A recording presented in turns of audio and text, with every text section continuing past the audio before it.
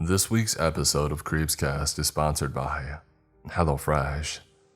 Go to hellofresh.com/MrCreep16 and use code MrCreep16 for up to 16 free meals and 3 free gifts. Hello everyone, I hope that you're all doing well. Spring is officially upon us and I'm sure like many of you, I'm welcoming the warm weather. With that, let's turn up the heat and dive into things as we drift further into Mr. Creep's mind. An entry from the Journal of an Artificial Human, written by Fallen Angel 41.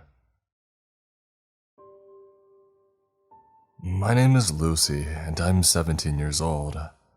Now, don't let the title of this journal fool you. I am in no way, shape, or form a robot, but rather, I am one of the first 2 humans born using synthetic DNA. In other words, I am one of the first humans who doesn't have biological parents. This sounds like the technological and scientific marvel of the century. Heck, it almost won 2 guys a Nobel Prize, but what I'm about to tell you is going to change everything. Like I said earlier, I'm only one of 2 humans made without parents. The other subject is a male, same age as mine. His name is Mark.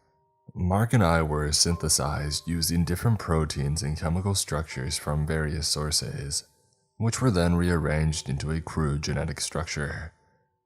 This took over 5 years to get just right, with various failures along the way. But eventually, they managed to create a viable DNA sequence and from there, create variations of these sequences to act as chromosomes and such. After about 2 months of genetic tampering, these sequences were combined into a zygotic cell and placed in a controlled environment nearly identical to the conditions of a human uterus. Over the course of 11 months, the fetuses began to grow. On May 8th, 2001, the first began to move on its own, and on July 14th, 2004, the first child was successfully removed from the controlled environment. It was indiscernible from a regular human infant, born under regular conditions. The only difference was an extended pregnancy due to the nature of the conception. These scientists, from what I hear, reacted like they had just created the first nuclear weapon. They had worked 5 years at trying to create a zygote from scratch, and another 11 trying to incubate it, and their labor had finally paid off. Mark was the firstborn, I was the second. It only took about 15 months for me because by then, they had all the steps figured out from the first time. I was born on October 21st, 2005. Our early years were nothing eventful. We were named by the head researcher. Mark was named after the scientist's late son, who died in a car crash just 8 days after his 19th birthday. I received the name Lucy because the scientist in question had always been fond of the Peanuts comics by Charles Schulz, and wanted to honor him by naming a scientific marvel after one of his characters. We led the lives of normal human children, except we had 4 scientists watching us instead of moms and dads. We were raised in 2 separate apartments with 2 scientists each looking after us. Another thing, our skin was pale white. Not a tan peach color like normal white skin, but actually white, like paper. They would rotate positions once a month. Now that that's out of the way, let me begin by saying the rest of this story isn't for the faint of heart, or those who are triggered easily. The next set of journal entries takes place from June 2017 to November 2019. By this time, Mark and I had become very close friends, mostly due to our similar origins. He wasn't a brother but more of a significant other, a soulmate. This sounds weird, I know, but there isn't a better way to describe our relationship. We genuinely loved and appreciated each other. We didn't know that at the time as we were still very young, but we just couldn't stop thinking about each other. The scientists seemed to enjoy our little relationship. They found it adorable and heartwarming to see Mark and I bonding with each other. This, however, wasn't the case for every scientist. One scientist in particular, a woman in her 40s named Jacqueline, but Mark and I called her the Mosquito Woman because of how much she poked and prodded into our lives despite our protest. She didn't approve of any of the decisions made by the scientists. She was very easy to anger and very opinionated about the experiment. We all thought she was just a jerk, but this ran deep and nobody knew it. On an uneventful evening in June of 2018, I was at his home. Like I said, we were raised right next door to each other in large, furnished apartments. It was getting late and I decided to tell my observers that I wanted to head home. We gave quick goodbyes and then parted ways for the night. Recently, we had been given phones to text each other with. However, every app except texting and calling was locked out. I texted Mark at about 10:30, telling him that I was bored to tears. He sent a message back, suggesting that we spy on our owners. Being the innocent little twins we were at the time, I agreed. I waited until 1 a.m. and then slowly crept out of my room and towards the room of Dr. Smith, my male observer. We were each given male and female observers to simulate parents, and I leaned against the door, pressing my ear up to it. Inside, I could hear him typing away at his laptop as usual. After a while, the constant clack clack clack of keys on a keyboard got boring to me. I crept over to Dr. Lincoln's room. She was fast asleep, making a sound like an idling diesel truck. I softly giggled to myself and crept back to my room. I then texted Mark and asked of his progress. He didn't respond. Must have fallen asleep, I thought to myself. The next few nights came and went, and then I went to see Mark again. He greeted me, although he was noticeably jittery. He seemed worried, and I asked him about it, and he kept brushing it off. What really got my attention was normally when Miss Mosquito came out to check on him. He was noticeably a lot more nervous around her. I asked him, and once again, he ignored my questions. A few days later, a new scientist joined the research group. She was as kind and supportive as somebody could be. Her name was Dr. Miller, but she let me and Mark call her by her first name, Jane. Jane was a tall Korean woman about 32. She acted less like an observing scientist, and more like a caring mother. She was fluent in English, albeit with a bit of an accent. As you could probably tell, I couldn't hold back my excitement when she was assigned to me as my female observer. I ran up and hugged her, and she smiled and did the same. About a week later, Mark and I met up again. Mark was in rough shape now. There was a small discoloration on his left arm. Jane looked carefully at it, and he started sobbing before closing the door on us. I curiously texted him that night, and finally I learned what had happened to him. It had all started the night that we had spied on our caretakers. At the time, he had had the mosquito. He never expected that innocent game could go so awry. He had eavesdropped on his caretaker talking to another researcher, Dr. Smith, who we jokingly called the Wasp, for the same reason as the mosquito. What he heard that night shook his whole world. I don't know how much longer I can take watching him. Calm down, Jackie. Calm down. They're telling me to watch an abomination that they cooked up in a lab. If they want to study it, just put it in a cage. You and I both know that's not good for their mental health. The heck with their mental health. They're not even human. They're just as human as you and I. BS. All BS. That thing is not a human. It's a thing they cooked up in a lab. Sure, they made it, but it's human. A powerful slap is heard. Then you're no better than the people who made those godforsaken things. I'm sick and tired of the scientists here looking at that thing like it's human. It's not. It's unholy. Unholy. Are you aware of what your job is? You're a scientist, for God's sake. Even I have boundaries, and that thing is not a godly creature. I can't believe you. Then don't. Get the heck out of here. Have you lost your mind? We're in this together. We're a part of the same team. If you're not on board, why are you even here? I'm here because I'm stopping this right where it is. What happened after, judging by the sounds, was a fight. Furniture was broken, and it ended with Dr. Smith on the floor, sprawled out. Mark broke down in tears.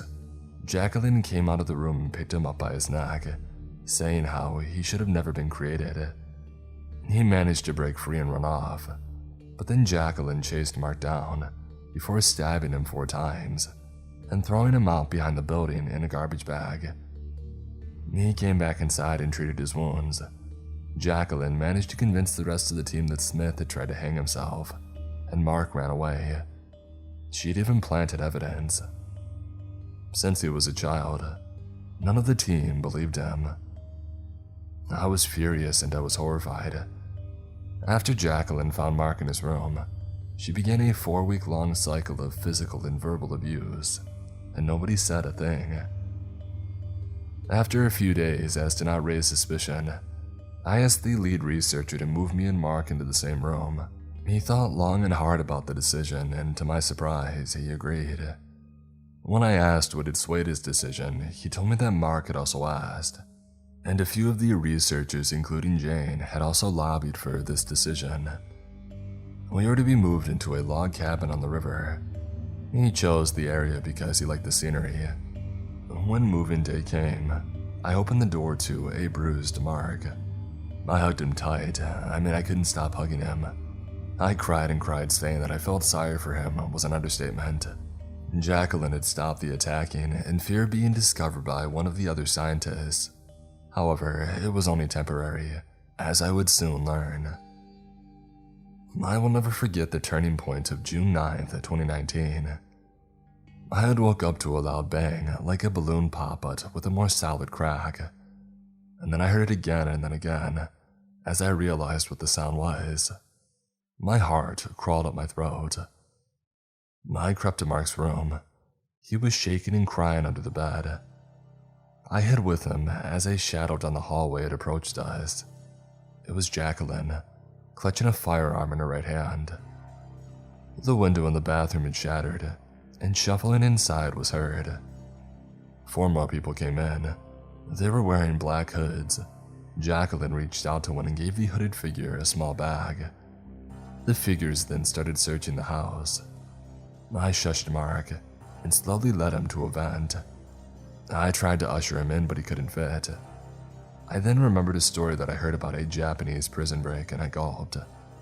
I whispered my idea, and with tears in his eyes, he nodded.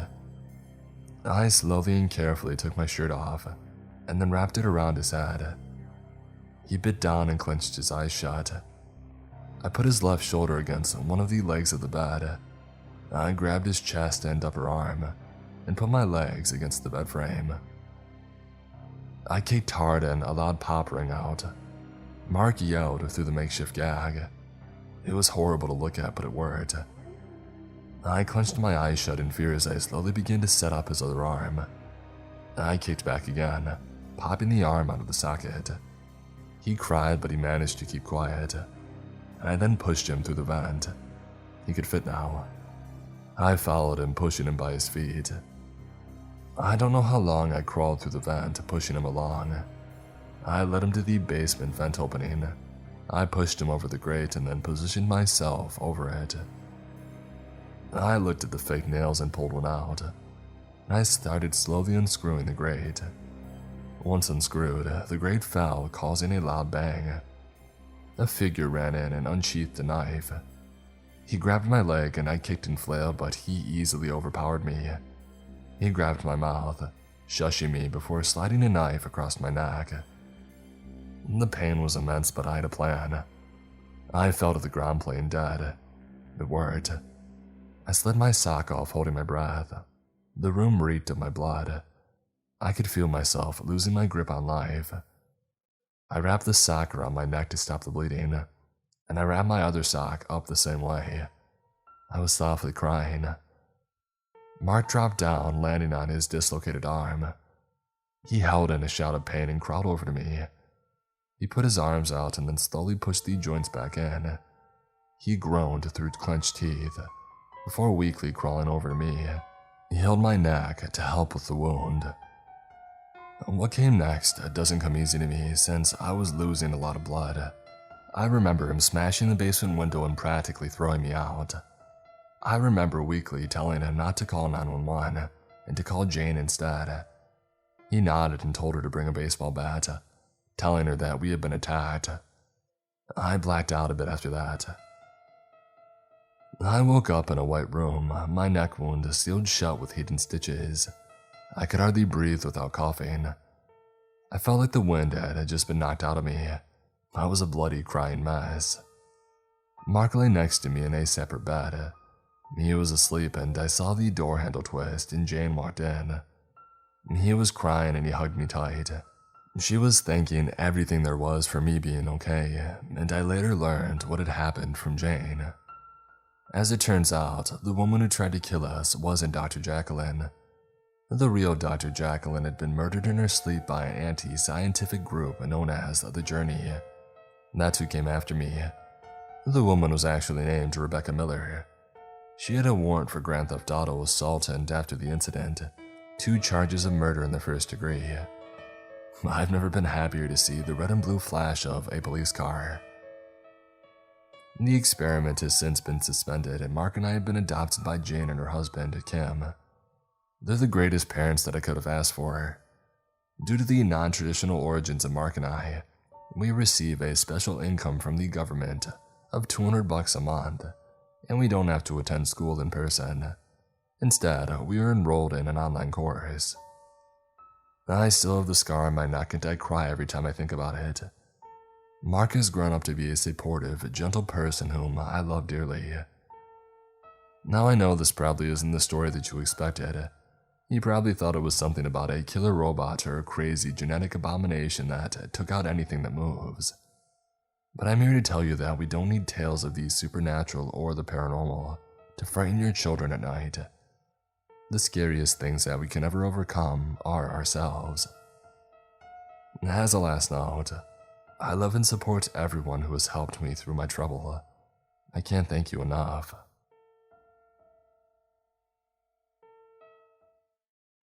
I'd like to thank HelloFresh for being a continued sponsor of Creepscast. In case you guys haven't heard, HelloFresh is America's #1 meal kit, providing farm-fresh, pre-portioned ingredients and seasonal recipes that get delivered right to your doorstep. It makes home cooking easy, fun, and affordable. I've been loving my HelloFresh subscription. My favorite part is that you can pick what you're in the mood for from their 50 different weekly options. You could even skip weeks when you need to, change delivery dates, or update your preferences all in the convenient HelloFresh app. And on top of that, Green Chef is now owned by HelloFresh, and with a wider array of meal plans to choose from, there's something for everyone. I mean, a couple of nights ago I whipped up some creamy pesto chicken that they had sent, and I'm not kidding you guys when I say it tasted like restaurant quality. It's awesome that it's so affordable and delicious to boot. Go to hellofresh.com/MrCreep16 and use code MrCreep16 for up to 16 free meals and 3 free gifts. Again, that's hellofresh.com/MrCreep16. Use code MrCreep16 for up to 16 free meals and 3 free gifts. Thanks again to HelloFresh, America's #1 meal kit. What We Found Underneath Berlin. Written by C. Farlow 7. I'm a World War II historian. I served in the United States Air Force as an F-16 pilot in the 149th Fighter Wing in San Antonio. My grandfather was a P-51 pilot and got to see the skies of Germany during the Great War. He would tell me stories as a kid about how Germany was so technologically advanced with the development of the jet engine and near impenetrable tanks. His stories are what inspired me to serve and follow in his footsteps. Once I finished my service, I became a historian, as World War II has always piqued my interest. I was spending a month in Berlin trying to find and excavate Nazi bunkers, foxholes, whatever we could find. My team consisted of 2 of my military colleagues that served right alongside me, a weapons expert, my son, and myself. Sam and Alan served as my wingmen whenever we were overseas, and they also shared my interest in the history of what happened back in the 40s. And Jack was a weapons expert who specialized in Nazi explosives and weaponry. My son Mark had just finished up high school and wanted to enjoy what he thought was a vacation. Upon the ugly surprise that this was work, he was mad, but he also quickly got interested in this line of work. After 2 weeks of grueling work and nothing to show for it, Mark suggested that we take a break and go explore a secret cave he found not too far from camp. We had the equipment for such a trip, and a little fun definitely could not hurt us. The next day, we got all of our equipment together, and we prepared for our cave expedition. For whatever reason, I was slightly unnerved as I tried to look up this cave, and I couldn't find anything on it. It was as if it didn't exist. I just brushed this off as thinking the locals have just missed a spot, and we left for the cave with Mark leading us. We traveled to what looked like a boulder in the middle of a forest, and Mark said that we were there. Everyone and I were looking at him in confusion, but he laughed and moved a big chip of the boulder away, and a giant cavity opened up under us. The first thing that I noticed was how dark it really was. The cave looked like it didn't have a bottom to it. Sam grabbed a flare from his backpack and dropped it down the hole. Surprisingly, it didn't drop too far until it hit the bottom. It looked around 30 feet deep in total. We got our rope ready, and we went down into the cave. Once further down, we could go left or right. We played rock, paper, scissors, and the winner got to choose. I have never lost a game of rock, paper, scissors, so I chose right. I deeply regretted this decision, as the cave soon sloped downwards at an alarming rate. It was rough, but not bad enough for us to turn around. After about an hour of descending, we started hearing this strange, metallic clanking noise. Once we heard the noise, we all stopped, our hearts almost beating out of our chest as we thought, what could it be? We continued advancing, noticing the noise was in a stationary position. As we went deeper, it got louder. We kept continuing on deeper into the cave, and we were starting to see man-made marks on the wall, as if someone with a pickaxe had just went at it. This was later confirmed as we found a pickaxe head covered in rust. This made me ecstatic, as we could have just found an unknown labor camp used by the Nazis. It would be my first major find. A loud bang woke me out of my stupor, as I realized the noise was right around the corner. My heart racing from the adrenaline of fear and excitement, I turned the corner and almost crapped my pants. A huge 7-foot steel door stood 10 feet away from me, opening and closing, making that loud metallic bang that we had all heard. I took a sigh of relief before I realized what I had just discovered. I had blacked out as the next thing I remember is Alan waking me up on the cold stone floor. None of us could believe it. We had just found a secret underground base untouched for decades. Or so we thought. Mark was just as excited as I was, as he just stared in awe at the crudely constructed middle door. Jack took a closer look at the door and realized that it was indeed German. Not to our surprise, of course, but what he said next made our excitement turn into fear. Guys, there was a huge explosion that blasted the door open. Could have been a booby trap, Mark replied, suddenly sad at the fact that we may not have been the first to find this place.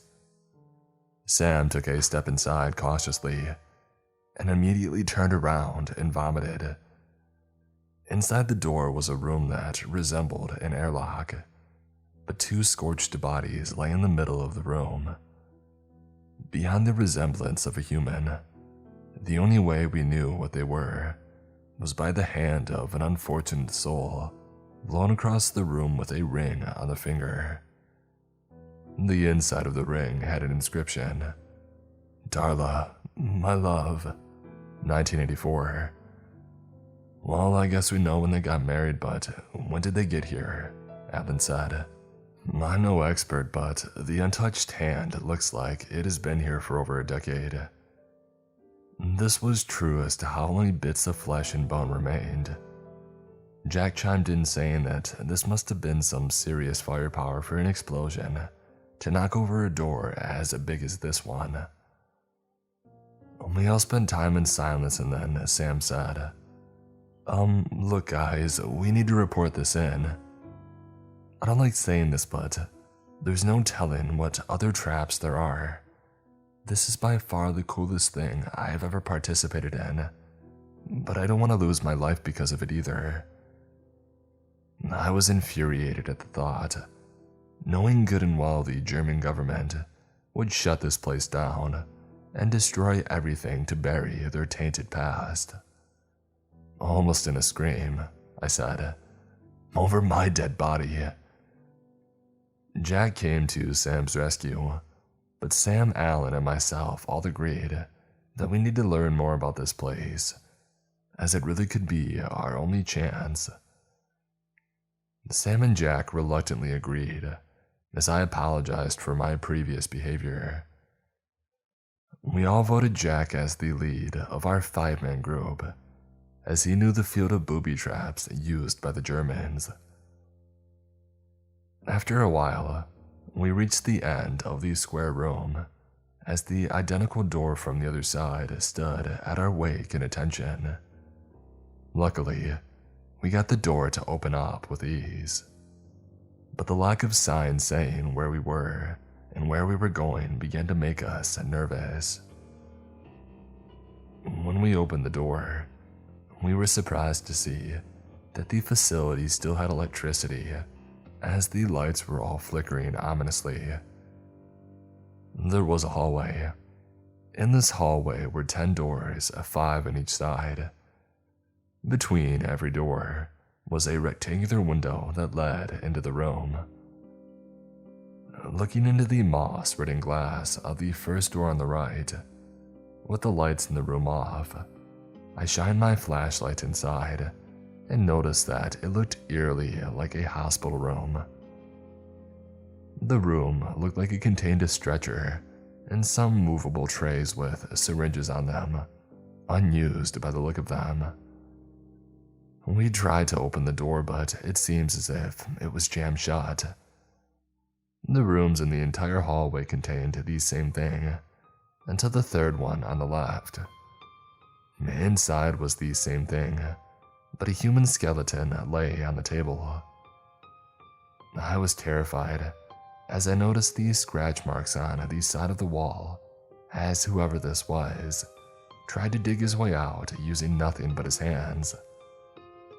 Beside his bony fingers lay an empty syringe.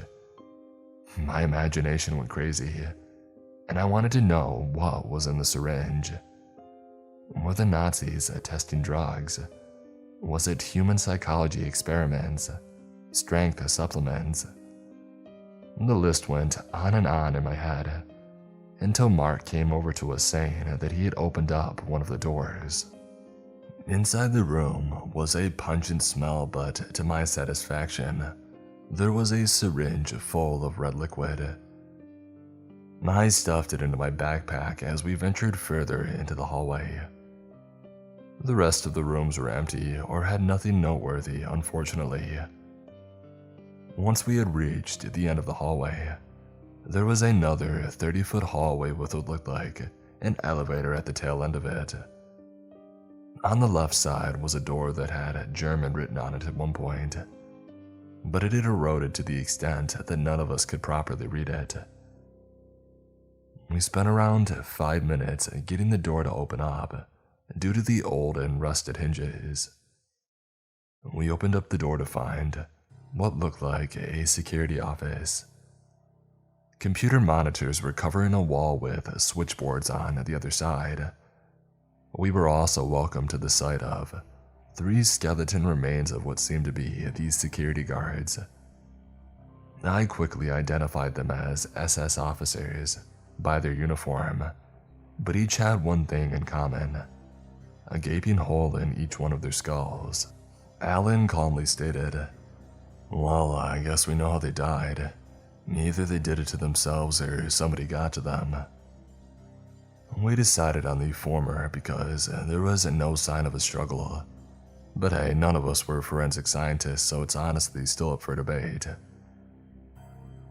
After a long moment of silence, we weighed the pros and cons of leaving this forsaken base and never returning.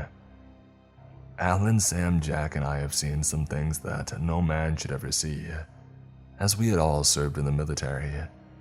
But this made all of our past experiences feel like childhood memories. We were starting to leave until Mark realized that the elevator had collapsed many years ago, and we could take the ladder down or up to see what the main reason for this base was. After some thought, we realized the opportunity that we almost wasted, and we all decided to go further into the dark abyss. We descend for what seemed like hours until we reach another door. Looking up, I realized that it was only about 100 feet away from where we had entered the shaft, but I already knew that we were deep in the earth to begin with, and going deeper concerned me, and I could tell that it concerned my colleagues as well, but we were too far now. I know that if I left now, not knowing what is down here would haunt me for the rest of my life. We slowly opened the door, and we were shocked and surprised to see a large open hangar. It was filled to the brim with aircraft, some that we recognized and some that we didn't. This captured our attention for about 5 seconds, as we soon noticed right next to the elevator shaft was what looked like a defense position. There were sandbags piled 3 feet high, with German machine guns perched on top of it. Horrifyingly, there were 5 skeletons in uniform sitting in chairs next to the sandbags. Red was splattered all around the walls behind them. Before we could even comprehend what had happened to them, we heard a blood-curdling scream. From the corner of the hangar, we saw a hangar door open, and a young blonde woman came and ran right into us. She was speaking so fast in a language that I didn't recognize. It had a hint of German, but I couldn't directly translate. The only thing I understood was the word monsters. Right after she had said that, she took a pistol off one of the dead soldiers and sealed her fate herself once and for all. Right in front of us, the red splattering all over Alan, who was now puking. I grabbed a hold of the pistol and a grease gun left behind by the other soldiers, as everyone else followed suit. I didn't care if this was the find of the century. It was not worth my life or the lives of my friends. At this point, we all silently agreed to return to the surface and report this all to the authorities. I turned around to take one last glance at the marvelous architecture and then engineering feat when out of the door where the girl ran from came 2 soldiers dressed in World War II SS uniforms. Only they didn't care about us, or even notice us for that matter. They slammed the door shut only for it to be blown off its hinges by an unknown force. Their bodies crashed into a place that I didn't recognize, as their remains were ground to a pulp from the force. I stared in shock to see what could only be described as Satan himself. I can't even really put it into words. The creature, or whatever it was, stood at least 8 feet tall, had horns sharp enough to penetrate anything, scaled skin, and red eyes that could literally penetrate your soul. I was frozen in fear as the creature looked my way. For it felt like hours we were in a staring contest until the creature gave up and went back into the hallway. Relieved that my pants were still dry, I noticed that I was the only one left. The others must have fled and climbed back up the shaft. I followed, and while climbing the shaft, I was almost hit by a body that was unrecognizable to me. It screamed as it fell into what seemed like a bottomless pit. I heard Sam and Jack scream, and I climbed up the ladder as fast as I could, and I saw Jack and Alan in hand-to-hand combat with what I could only describe as zombies. My first thought was, oh, of course, Nazi zombies are finally real. But this thought soon passed me as I noticed Sam on the ground next to a pool of blood. His face looked pale as the veins in his body bulged and slowly turned a tint of purple. As if he was in immense pain, he was screaming and writhing until he grabbed the pistol that he had taken earlier, and he took his own life as well. The sound from the explosion brought me back to reality, as I noticed about 20 zombies running full speed towards me. I quickly raised my grease gun and said a quick prayer that it would fire, and to my surprise it did. I aimed for the head as what popular horror culture teaches us, but I missed a couple of shots and hit them in the torso, and it seemed like that did the trick as well. I emptied my clip as Alan, Jack, Mark, and myself all take a breath and inspect our handiwork. We counted 48, including the one that fell in the shaft. "Where the heck did they come from? I thought we already checked this hallway," said Mark. Jack said somberly, "I don't know, nor do I care. Just someone help me take Sam back home." Alan, being the strongest of us all, grabbed the body of our now dead comrade and we jogged toward the exit. We reached the airlock and found the door that was broken shut and locked. A light came on in the room, illuminating 4 soldiers in uniform and what looked to be an officer. "English? No, American," replied Mark. "Ah, so I see you found your way into one of the 4 Reich strongholds. Very interesting seeing as how we had to dispose of the 2 so-called YouTubers. But we cannot let you go for obvious reasons." I piped in saying that people know where we are, and that the US government had been tracking us, hoping that he wouldn't catch my bluff. He disregarded what I said and then he said, "Claus, give our guest a tour of the facility. The older one might find it very fascinating, as he only explored the abandoned part of the base. Let us fix our breach and then take them on a VIP tour." My son Alan, Jack, and the corpse of Sam are now locked inside the airlock. We can hear screaming and gunfire. Someone please send help. Send the whole United States frickin' Marines. The Nazis have opened up a portal to hell, and they are negotiating with the devil. God help us all.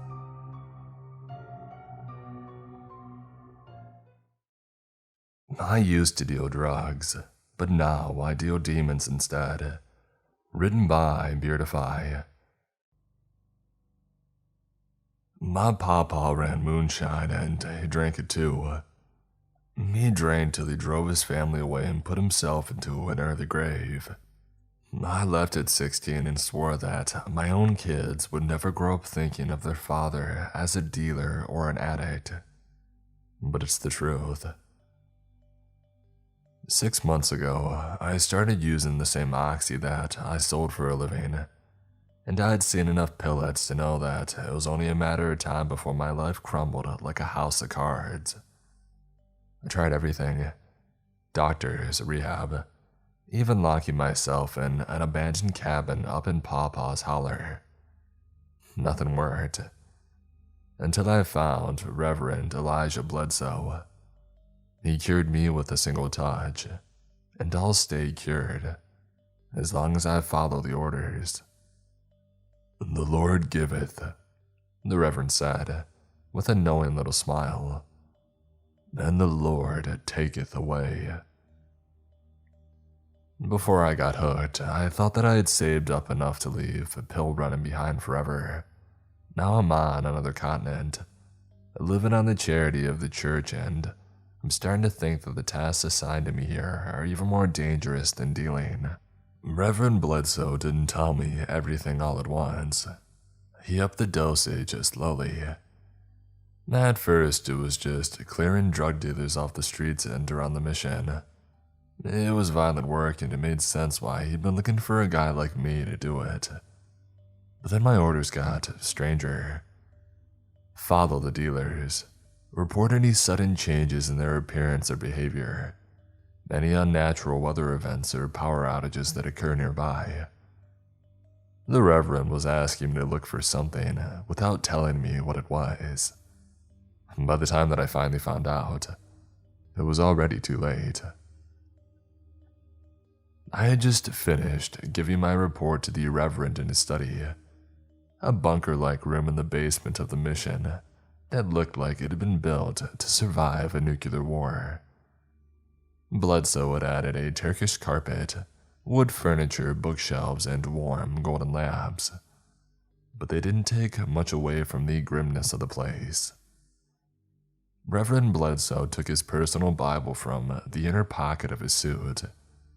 He opened it and pulled out what I had thought was an illustration, but was really a cleverly hidden card, like the tarot cards my hippie aunt used to mess around with.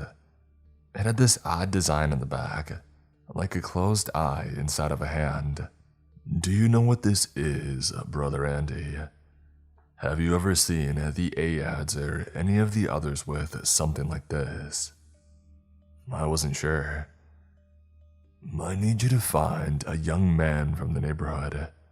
A young man without much to lose, without many connections.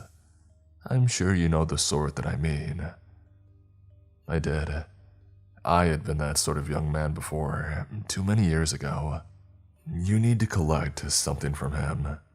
Hair, fingernails, spit, blood, it doesn't matter. Burn it, pour the ashes over the card, and recite the words that I give you. Maybe you'll notice some changes right away, maybe not. Send him to a club called Das Exil. You should ask for Conrad. Tell the young man not to leave until he has 3 other cards like this. I followed my orders. I didn't notice any of those mysterious changes the Reverend had talked about. Just one. When the blonde skater punk I had chosen to complete the task came back with more of those weird cards, I could tell by his face that this Conrad guy was dead. It's been a week since then. I hoped to put all that strangeness behind me, but yesterday night, Reverend Bledsoe called me back down to his study. I need you to make an exchange for me. The Reverend placed the 3 cards I had retrieved into an envelope. You'll receive 3, just like it. Check them carefully. The cards felt heavy in my hand, like their menace gave them extra weight. I stood to go. Oh, and Brother Andy. Bledsoe grabbed my arm. If the opportunity should arise to leave with all 6 cards, take it. Reverend Bledsoe forced me to take a paper map, one of those fold-out things for tourists. I felt like a fool trying to read the soggy thing beneath the streetlights in the late March rain, but it was my only option. Ever since I started carrying the Reverend's envelope, my phone had started acting all buggy, and that wasn't all. Occasionally, nearby lights would flicker or even go out, like some great darkness was walking with me through the rainy night.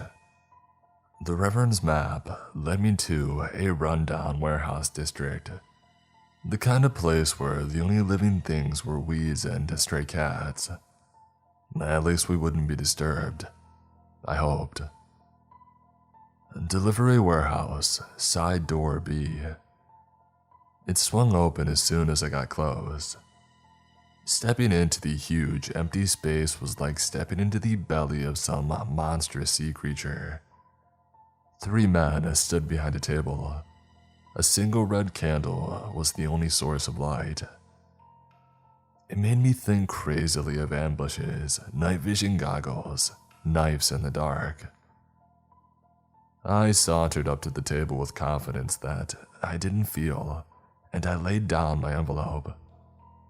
Without a word, the man on the other side reached inside of his jacket, and my hand instinctively reached for the pistol that I no longer carried. He took out an identical envelope and passed it across the table to me. It held 3 cards like the one that the Reverend had given me. I gasped when the man across the table took the cards that I had given him and passed them one by one through the flame of the candle. They should have burned, but they didn't. He bent them, tore at them, but they were completely unharmed. It was some kind of test. I frowned and did the same with the cards that the stranger had given me. As each card passed through the flame, I heard something in my head, a kind of excited whispering, like something caged that was eager to get free. I stuffed the cards back in their envelope as quickly as possible, and that should have been it. Just like so many deals in rest stops and parking lots all up and down the I-75 back in the USA, wordless goodbye, see you never. Gunfire shattered the silence. Red stains bloomed like flowers on the yellow, soaked shirt of the man across the table. I hit the ground as more shots rang out. Something slammed into the table.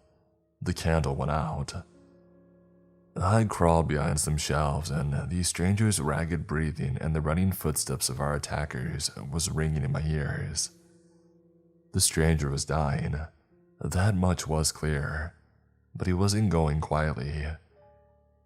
He whispered something under his breath, over and over in a language that I didn't understand.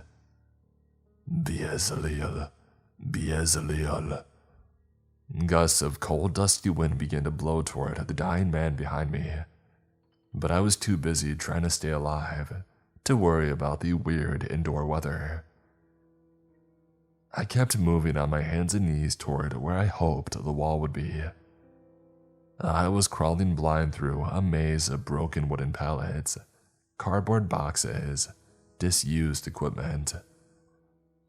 When 5 flashlights lit up behind me, I knew that I was screwed. The brilliant beams of light were military grade, and in their glow I could see that I had been scrambling in the wrong direction. The wall with its emergency door was too far away.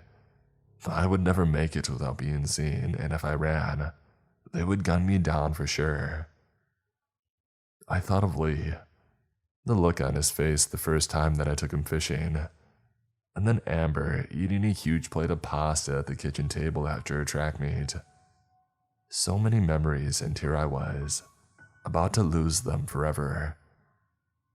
But the attackers weren't looking in my direction at all. Their flashlights were fixed on the spot where the stranger had fallen. The darkness there was thicker. It seemed to drink up their light. The Reverend had preached about the pillar of fire in the book of Exodus, but this was a pillar of shadow, and the bullet-ridden stranger was moving inside of it. He rose jerkily, unnaturally to his feet, almost like a human-sized puppet. I wondered what was pulling his strings. He shouldn't have been able to crawl so fast, not after 3 shots to the chest, and the darkness shouldn't have moved with him. The glow of the nearest attacker's flashlight disappeared into it. Panicked gunshots, a scream, and then nothing. The other attackers trained their beams on the moving darkness with no effect. The thing inside was coming for them, one by one, and when it was done, I could see its handiwork in the wild, rolling beam of a fallen flashlight. These men had been trying to kill me just seconds ago, but I still felt sick when I saw how they had been twisted. They were bent and broken until not one limb faced in the right direction. Their shrieks finally got me moving. Just when I was about to sprint for the door, I heard Reverend Bledsoe's voice. "If the opportunity should arise to leave with all 6 cards, take it." The flashlight on the floor continued to spin, casting freakish shadows through the huge warehouse. I caught a glimpse of the knocked-over table, the snuffed-out candle, and the plain-looking envelope beside it. There was a burst of sound, something scrambling unnaturally fast on all fours off to my left. I grabbed the rolling flashlight and ran for the fallen table. A wall of night stepped between me and it. The light in my hand had lit up the warehouse in front of me, but suddenly, I could barely make out shadows a few feet ahead. Cool fingers came out of those shadows. They wrapped around my forearm and snapped it like a twig, and I knew they wouldn't stop there. I could feel their excitement, their eagerness to mangle me more. I couldn't see the stranger's face, but I aimed for where it should have been and stabbed forward with the flashlight. Beelzebub, I cried out, not knowing why. A shriek pierced the darkness and I passed through it. I threw the flashlight as far as I could. 2 fast, crawling steps chased after it as I crept through the pitch-black warehouse toward the door. My shin slammed against the table. The stranger's envelope. I felt around on the concrete floor until I grabbed a hold of it.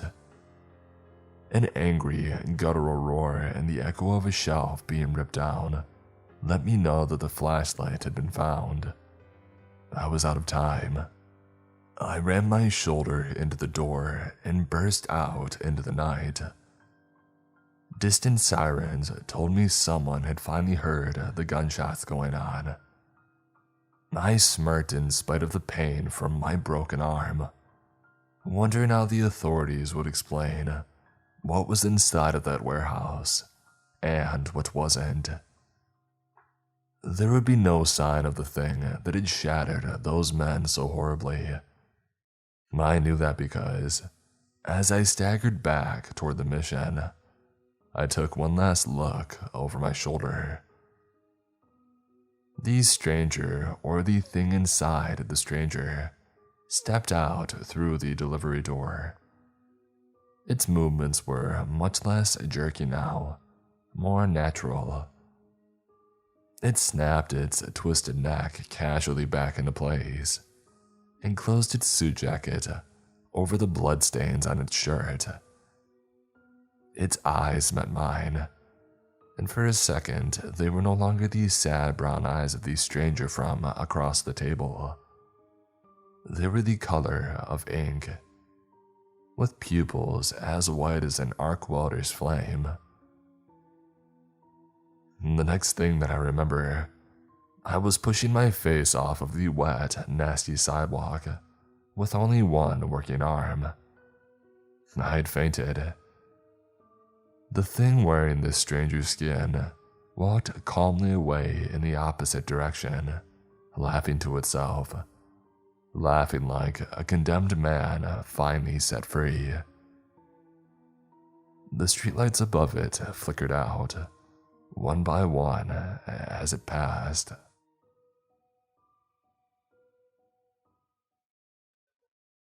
When the time comes, don't believe the local news. Written by Toucan the Rapper. The title says it all. I don't care what the doctors, teachers, police, my parents, or anyone else in this crazy town says. There's no such thing as spontaneous human malnutrition. And come on, you probably haven't even heard of it. Well, no, of course you haven't heard of it. It's not real.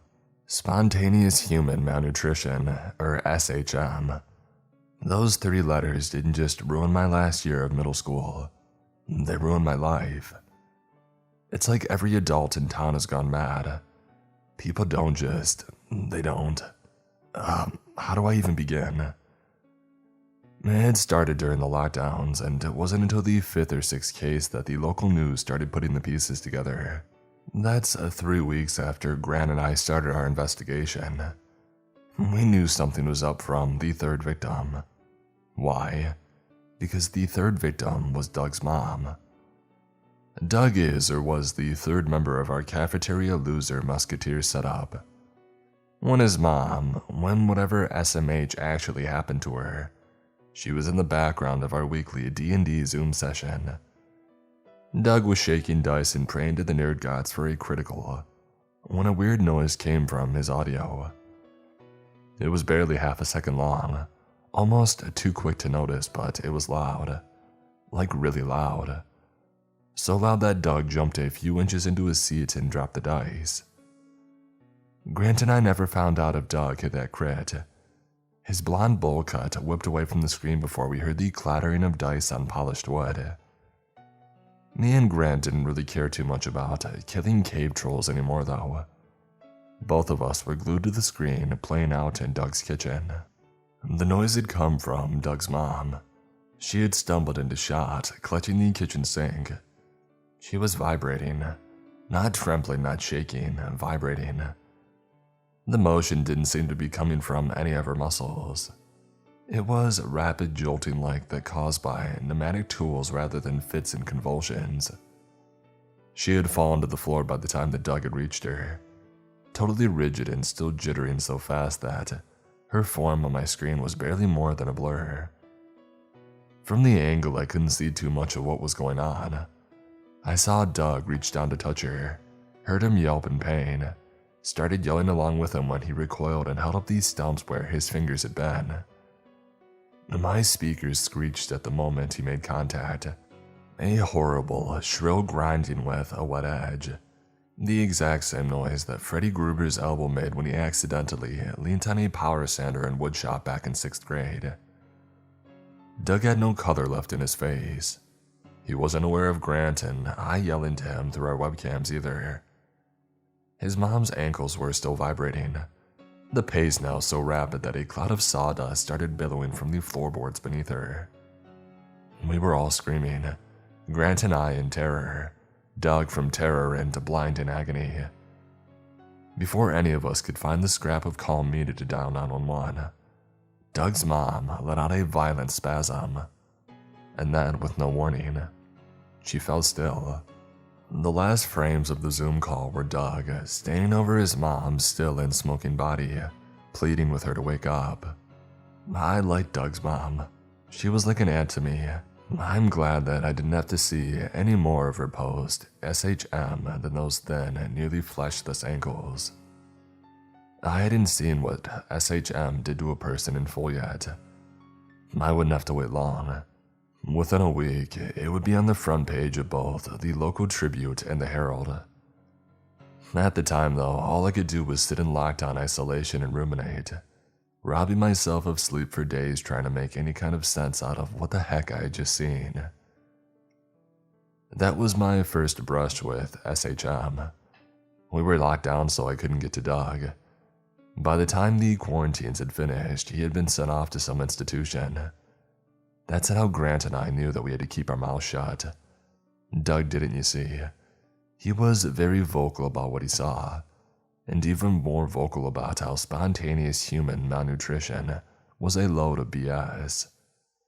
Doug knew that he was being lied to, and so did we.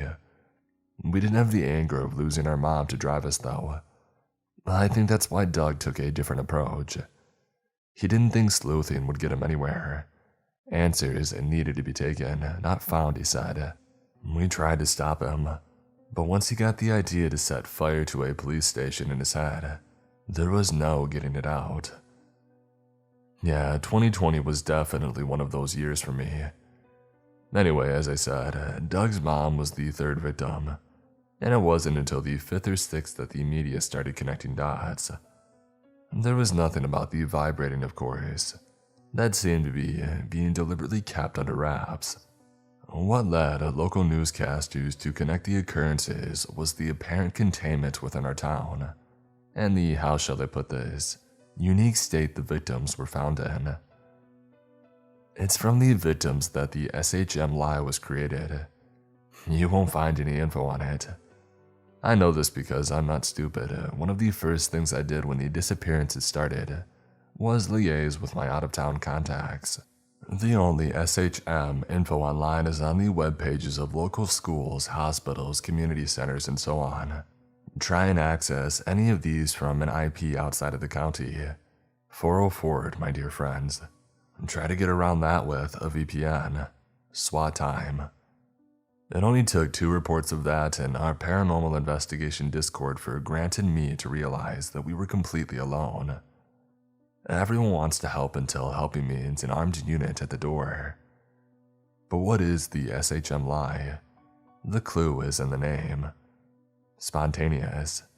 Because it happened suddenly and without any prior warning. There's no rhyme or reason to who gets picked or when. The oldest victim was in their 80s.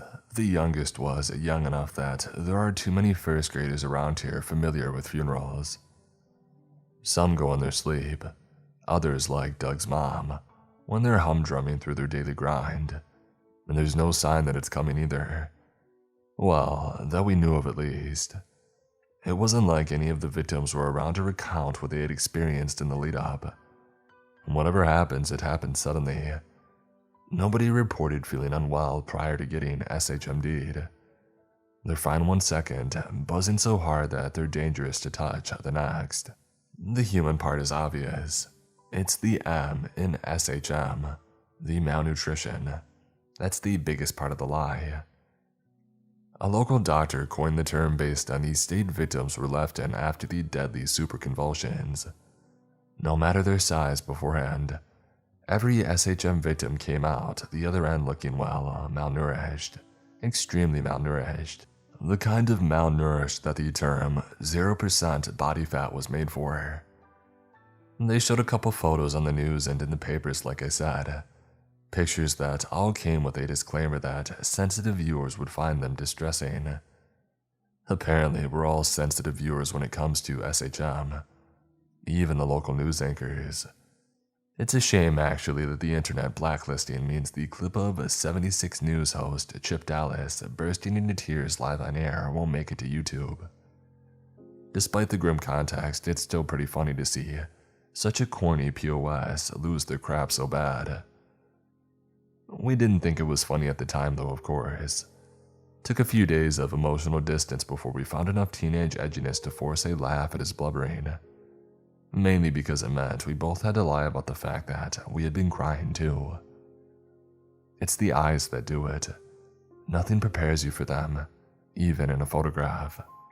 When you hear about something called a spontaneous human malnutrition, you expect to see rib cages.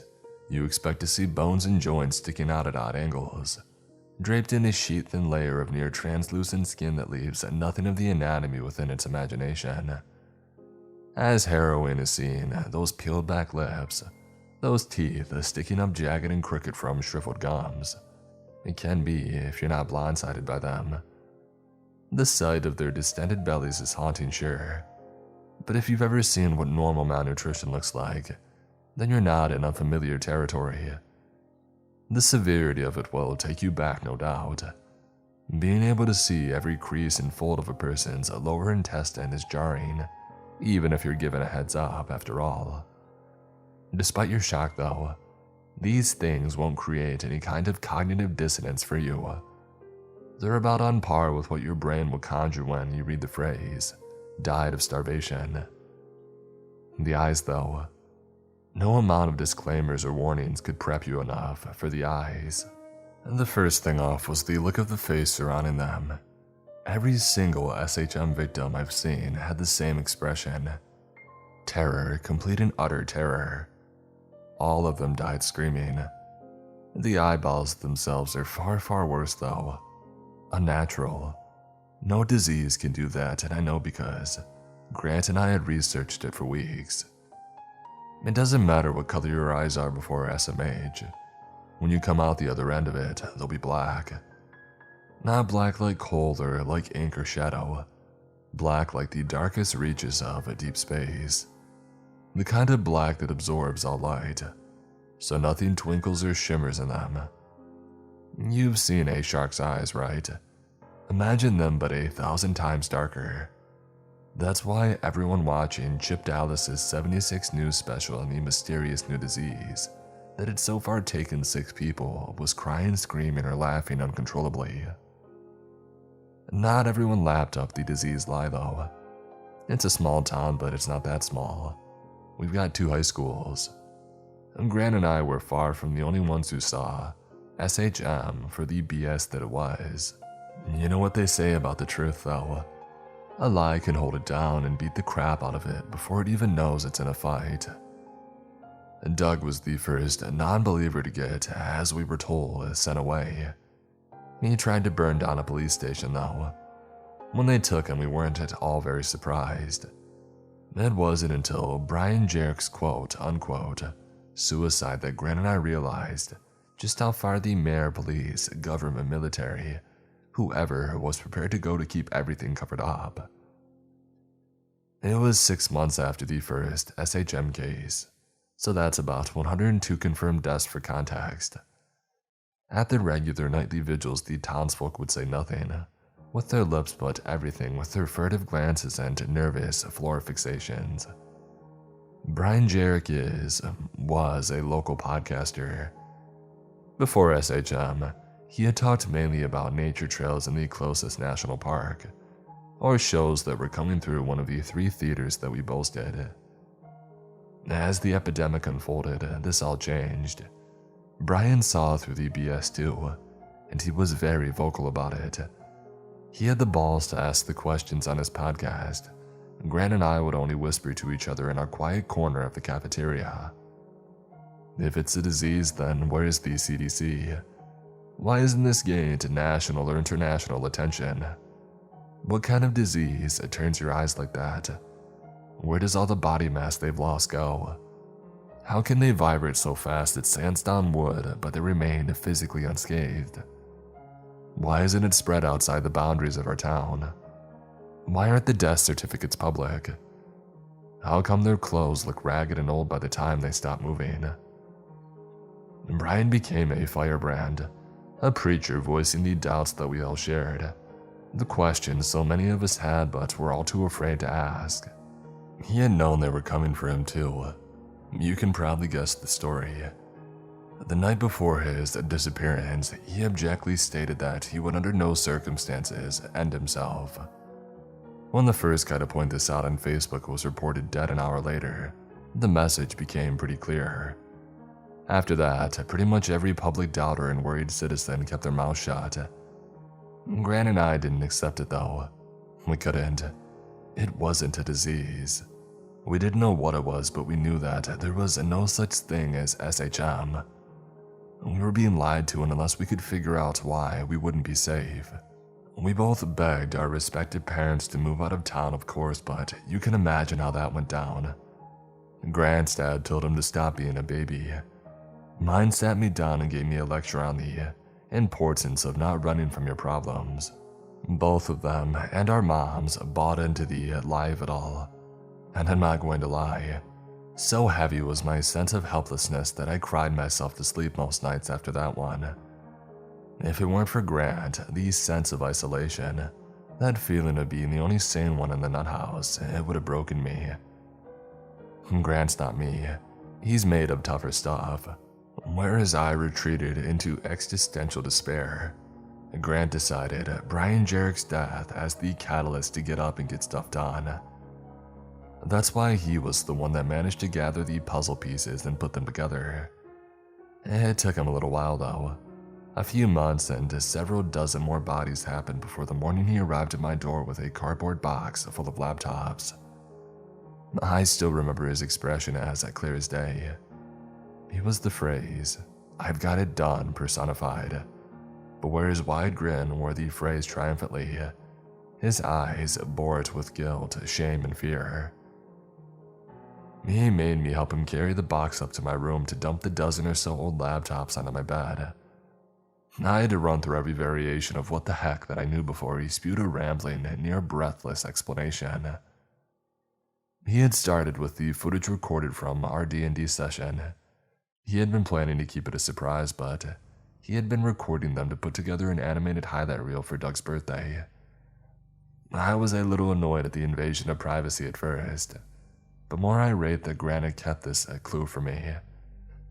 After a brief and admittedly genuine apology, Grant opened up one of the laptops. He pulled a USB drive out of his pocket and plugged it in. When I asked why he hadn't just used my PC if he had the clip on a thumb drive, he muttered something about not wanting to buy me a new monitor. I understood exactly what he meant once he had played me the clip. This probably is no shock to any of you, but the 3-minute snippet was of the end of our final D&D session. It was the video of Doug's mom. It wasn't raw footage though, Grant had edited it. Specifically, he had slowed it down to 1/10 of the original speed. The 3-minute clip represented only about 20 seconds of real-time footage. It was enough. Grant had found all that we needed to prove that SHM was a hokum made-up BS disease to cover up something else happening. Despite what you're thinking, it didn't feel like a victory. I've never felt worse about being proved right. The something else was so far outside the realm of my explanation that trying to understand what I was watching literally gave me a migraine. All I remember thinking when the clip finished was that I'd give anything to wake up in a reality where I had been wrong. Once more, I was watching Doug standing over his mom in his kitchen. He was moving at super slow speeds, as to be expected. But she wasn't. She was still shaking, but it was shaking now, not blur-inducing vibrations.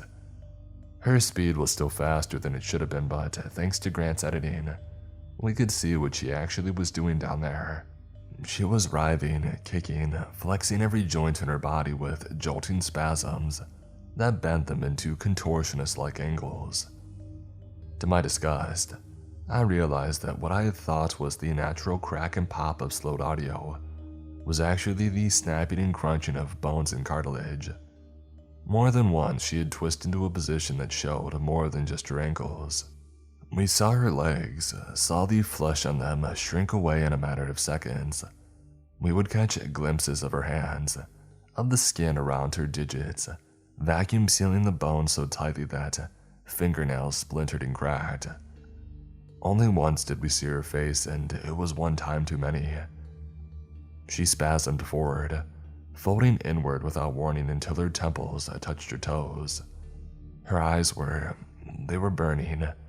Bright green flames poured from her sockets, the black orbs at their center bubbling and sputtering with intense heat. The skin on her face was pulled so tight that pulsing veins around her eyes seemed to dance and writhe above the skin. She was screaming too, screaming with such force that the windpipe in her shrinking neck bulged, and her writhing nostrils bled. Her jaw was open long past that point that it should have been dislocated. That's when I realized what the weird audio spike had been, when I had seen the footage months earlier, when it was live and at normal speed. It was Doug's mom's screams, sped up so fast they sounded like microphone feedback. With the footage slowed down, it was clearly audible. Garbled and distorted, sure, but there was no mistaking the stretched, tinny shrieks cascading from the laptop speaker. It wasn't a scream of fear, but of pain. Unrestrained, unreserved agony. It was when Doug started to bend over in super slow motion that my stomach had dropped. I remembered his fingers, the power sander sound that reminded me of Freddy Gruber's elbow in 6th grade. With the footage slowed, Doug's attempts to save his mother sounded nothing like a power sander. It sounded like lightning.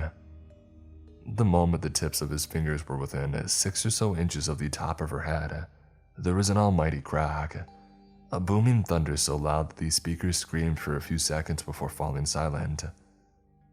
Twin streams of emerald flame leaped from Doug's mom's boiling, hissing eyes the moment the hardware-killing noise hit. The green fire wrapped around Doug's slow-motion fingers. The moment they made contact, the flesh of his digits curled and split, falling away in fluttering shreds that cascaded back towards his mom's black hole eyes. Within a few seconds, there was nothing left but bone, and below long that too was lost in the bubbling voids. Doug had pulled his hand away quickly, so I knew he didn't lose more than a few fingers, but still. The tension caused by watching him from our slow perspective, holding his hand in that acid-like green burning, had me grinding my teeth so hard that I lost a feeling.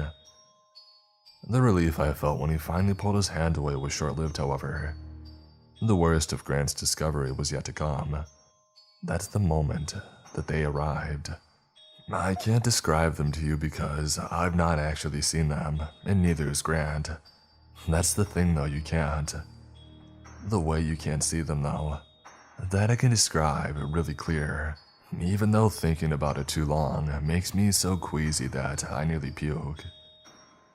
I didn't notice them at first. They started small, 3 clusters of fuzzy darkness hovering at Doug's feet. Within a few frames though, they were as tall as his knees and wider as he was. In other words, impossible to ignore. The panic writhing my breathing grew louder and louder as the 3 beings unfurled. Once materialized at their full height, they were easily 9 feet tall. The very peaks of the conical heads brushing the ceiling of Doug's mom's lofty rustic kitchen. At first I thought they were dark, shadowy, the same intense blackness that, SHM, left the eyes of every single victim. That's when Grant reached forward, paused the video and minimized the window. I stared at the generic desktop wallpaper, my jaw falling open and closed. I sputtered, trying to get words out. All my mouth could find was shrill, nonsensical gibberish. The 3 figures were still there. The pixels of their forms weren't displaying darkness. They were dead. I peered down to look closer, and sure enough, the backlight of the screen was completely gone where the figures stood. The pixels at the edges of these silhouettes, the ones that should have been displaying the clear blues and greens of a rolling hill, flickered and glitched. They cycled through every color visible to the naked eye, not to mention some that shouldn't have been. Although please, don't ask me to elaborate on this because, if I think about it too much, it literally triggers an epileptic fit. No teenage hyperbole. It was at this point that Grant started frantically booting up the rest of the laptops. On the screens of every single one were 3 identical clusters of dead pixels outlined by a maddening, razor-thin spectrum of maddening color. Whatever these things were, capturing their likeness and displaying it digitally was too much for man-made electronics. Grant proved this by showing me his phone, which he had used to film one of the laptops while it played the video. There on his home screen were 3 miniature clusters of lightless pixels with conical heads. Figures that aligned perfectly with the aforementioned video when he tapped it open with his thumb a few seconds later. I was babbling and shaking by this point. There were more than a few tears, let's put it that way. Grant wasn't done yet though. The clip still wasn't finished. The last 20 seconds of the clip were of the 3 figures towering over Doug. They didn't move, but I could tell they must have been doing something behind their shroud of pixel death. I know for 2 reasons. I'll get through the least harrowing of them first because for the second, I need to build myself up a little. The first reason I knew the conical-headed giants were there for a reason was Doug's mom. She was convulsing more violently than ever. Her spasms were rocketing her from the floor so hard that she seemed almost to be floating toward the 3 dark masses. While perhaps pulled toward them is more appropriate. Pulled by her bubbling, boiling, black hole eyes. The green flames had once more leaped from them. This time, though, there were 3 tendrils of fire, and thankfully none of them found Doug. Instead, they snaked their way through the air until they each found a mass of pixel death. Their flames had disappeared behind their respective voids, and to my growing horror, I realized they were at the exact height one would expect to find on a 9-foot conical-headed being, a mouth. The arcs of green fire kept Doug's mom and the dead pixel figures connected until almost the very end of the clip. Her convulsions grew more violent and contorting than ever. Her skin rippled as the final ounces of fat, muscle, and mass were sucked into those void-filled orbs to be burned into green flames. Every vein in her face bulged to a bursting point. Her mouth twisted into a teeth-baring grimace from which streaks of foam oozed. Doug stood above his mom, still slow motion and oblivious, as the three towering beings around him consumed her, until she was little more than an abyss-eyed skeleton draped in papery skin. As I said though, that was the first of the two reasons I knew those beings must have been doing something beneath those lifeless pixels. The second one, the one that's kept me up for however many nights had passed since that morning, was much worse. I could hear them. Not through the speaker. The speaker was dead and busted. This was made all too apparent by the fact that Doug's mom's electric chair convulsions and screaming from burning eyes had been inaudible, since Doug had made the mistake of trying to touch her. No, I could hear them in the room, from all around me. Their hollow tones echoed and bounced off of every wall. I yelled, whipping around in every direction, adrenaline shooting through every blood vessel. Grant was crying now, crying and mouthing, "I'm sorry," over and over like a twisted mantra. It wasn't just the fact that I could hear them which made me throw the laptop out the window. It was what I could hear them doing too. They were laughing. All three of them were locked in high-pitched, chittering hysterics. The kind of laughter you imagine a spider makes before it injects its cocooned prey with chemicals that turn them into liquid mulch. Every barked ha screeched through my eardrums, twisting my spine and setting off every nervous tic that I never knew I had. I shouted at Grant for about half an hour once I was satisfied the laptop hadn't survived the fall. He took it like a champ, and when I had finally calmed down, he showed me the knuckles that he had obtained when he put his fist through drywall after watching it for the first time. The fear that it created, it was beyond rationality. Hearing the laughter set off something deep within me, a set of emotions long dormant thanks to the comfortable safety of modern life. Once upon a time, humans needed that mix of aggression and panic. They needed it because if they didn't have it, they would never be able to fight their way out of the corners the beings that live in shadows could back them into. I now know those feelings, although every single part of me wishes that I didn't. It was after I had apologized for losing my cool, and Grant began to talk about our options for what to do next, that our phones rang. I felt the little composure I had managed to build since the laptop went flying away in an instant. There was no number, but instead of a caller not recognized or withheld number, the writing on the screen showed two simple, spirit-crushing words: human phone. I looked up at Grant, tears once more falling down my cheeks, and he was in the same state. He nodded at me and I gulped, resigning myself to whatever happened next. We both clicked the green icon and accepted the call. A single voice answered, and once more it came not from our phones but from every square inch of space around us. It was a single voice, whining and high-pitched. The syllables sounded not like organic speech, but like someone had stretched and manipulated audio of billions of people screaming until it became coherent language. Again, only 2 words, but they were enough for both Grant and I to get on our bikes and cycle as far away from my house as we possibly could. "Hello, boys." My folks were the ones who reported us missing. They found us hiding in our shack in the woods, that one we had naively believed our parents didn't know about. It was when we started to explain why we ran that stuff went sideways quickly. We had expected the cops not to believe us, and we never thought that they would place us under house arrest and cut both our houses off from the internet. We were both dumbfounded when they confiscated our phones and told us every device we owned was getting taken in for evidence. And we were real surprised when one of the cops punched Grant in the face and told us, in no uncertain terms, that just because we were kids didn't mean we couldn't get, and I quote, dealt with. When I found out about the bribe money to keep shut, I didn't know what I felt more, shocked at how much it was, or disgusted that my parents had accepted it. They don't believe me, by the way.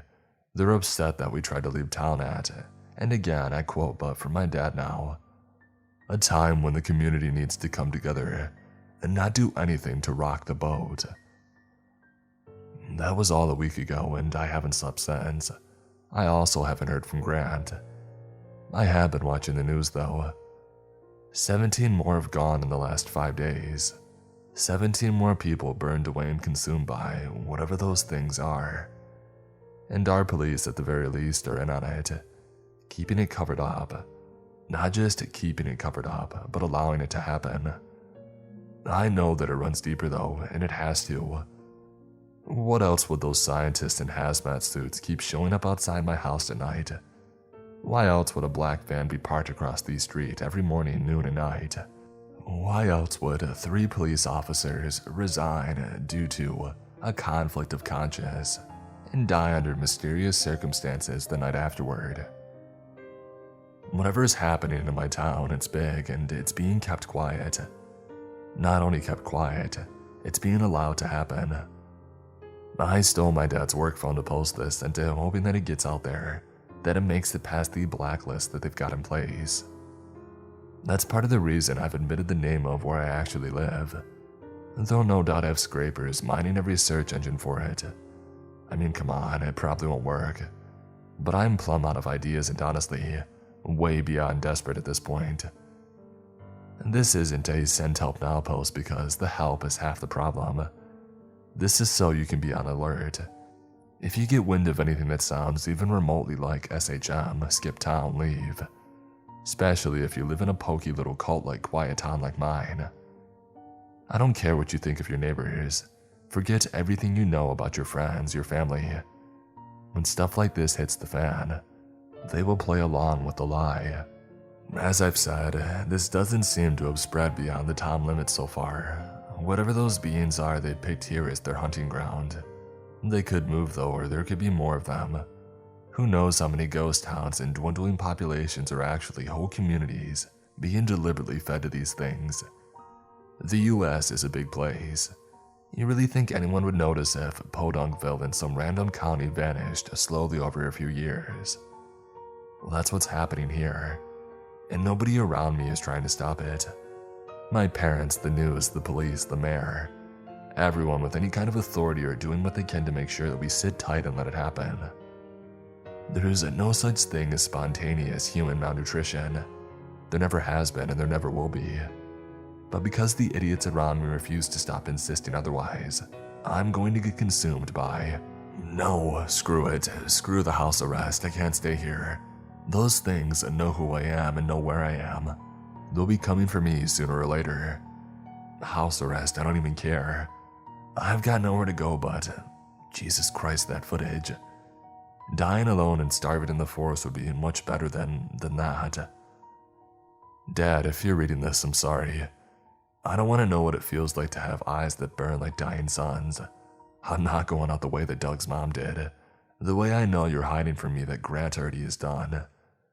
I can't take this madness anymore, Dad. You know that I'm right about all of this. I'm sorry, I truly am. But you and I both need to accept that. It's not my fault you decided to fall down this rabbit hole. As for the rest of you, wish me luck. You might see me cycling through your town one day, who knows. I'm posting this and then I'm hitting the road. It's about an hour's journey between my house and the edge of town. If I can push it, I can make it before my dad and the cops realize what I've done. I'm taking a risk by posting this, I know, but that's the thing. There's always a chance that those things might reach me first. Heck, they might even be reading this right now.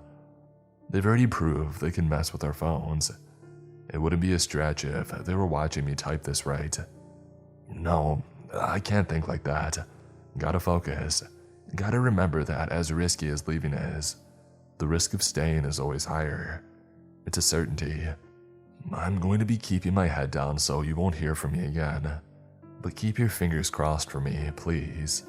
Oh, and remember, if and when your local Chip Dallas facsimile starts telling you not to worry about a mysterious new disease called spontaneous human malnutrition. Don't believe a word that they say. It doesn't exist, and you have every reason to panic.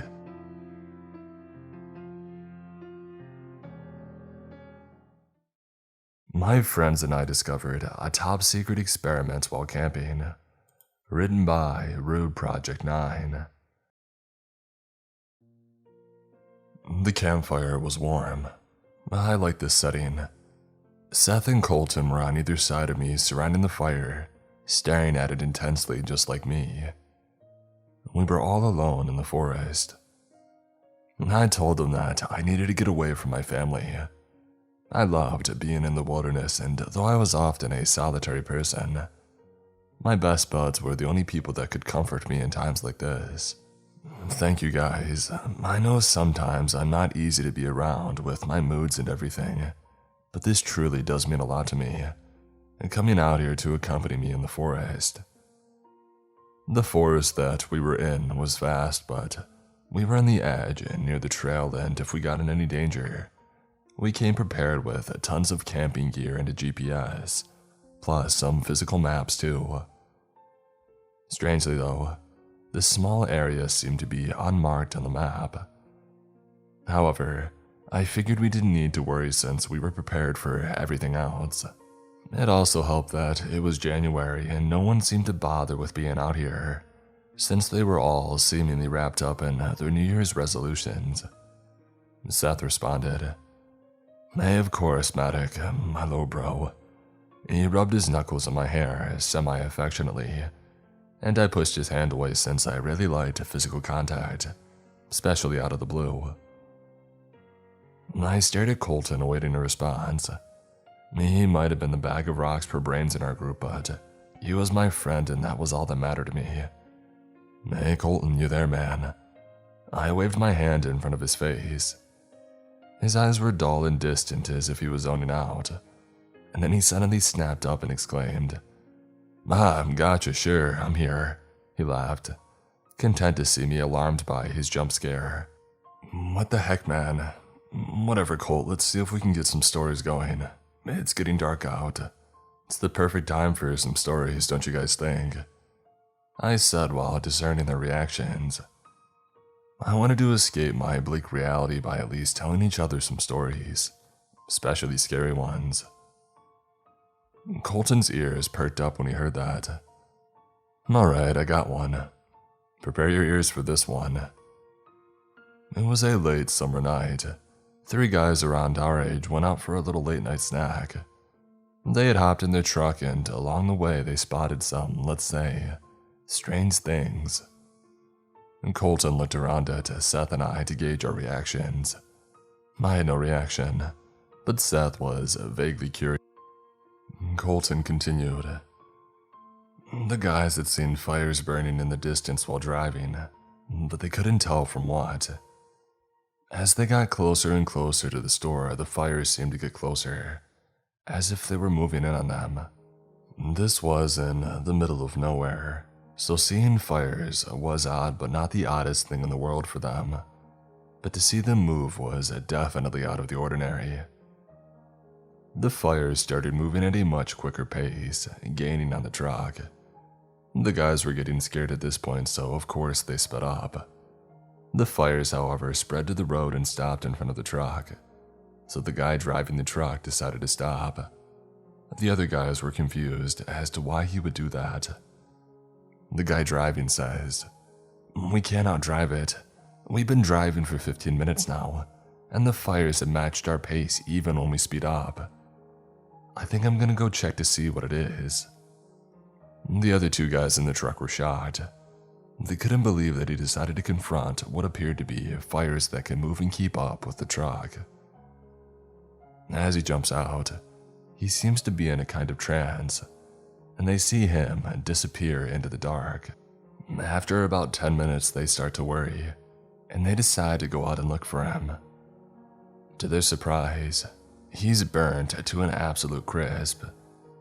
They try to run back into the truck fearing for their safety, but the doors are locked. They feel a heat behind them. They turn around to see a fire in the shape of a man. and that was the last that anyone had heard from them. Apparently, some people witnessed this, and that's how the legend began. I paused before offering my opinion. I glanced over at Seth, who seemed a lot more visibly shaken than me. Colton, sensing both of our reactions, seemed a bit upset at my indifference. He frowned at my expressionless face. I then said what I thought about his story. Not that great, man. Honestly, we're out here in the woods and you would think anything would scare us out here. But that was truly a weak offering that you gave us. The ending was pitiful, and I could see it coming from a mile away.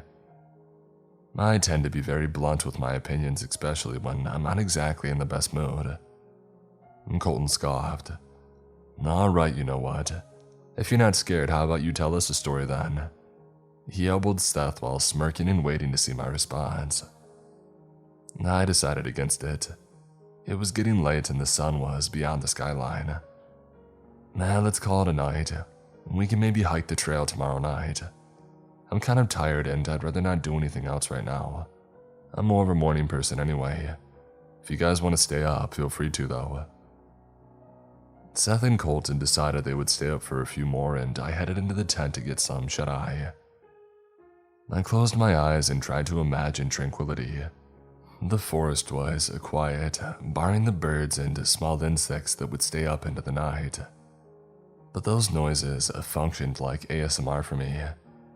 It helped me finally have peace of mind. It must have been no longer than 20 minutes when I heard Seth come barging into my tent.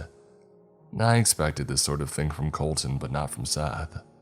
I shakily sat up. Dude, what the heck was that for? Seth looked wide-eyed. Matic, we heard sounds coming from deeper in the forest, but it didn't sound like any animal that we know.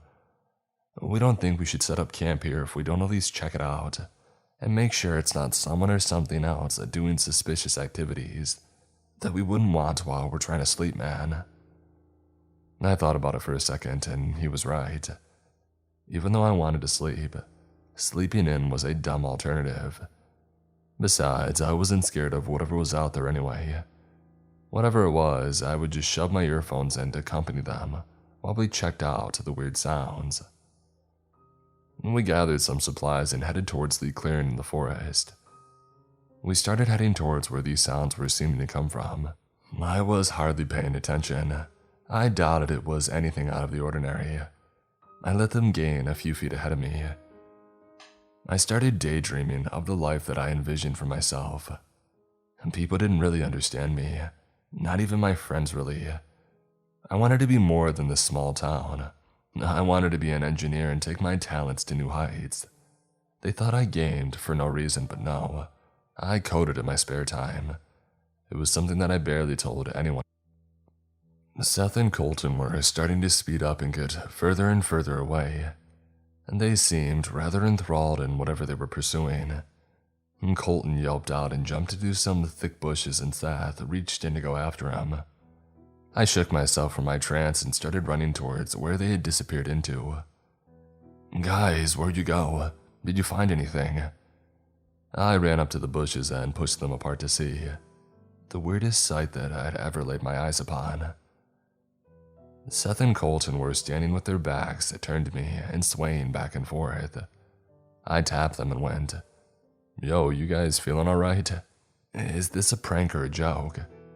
I looked further past them to see a gathering of what looked like naked people.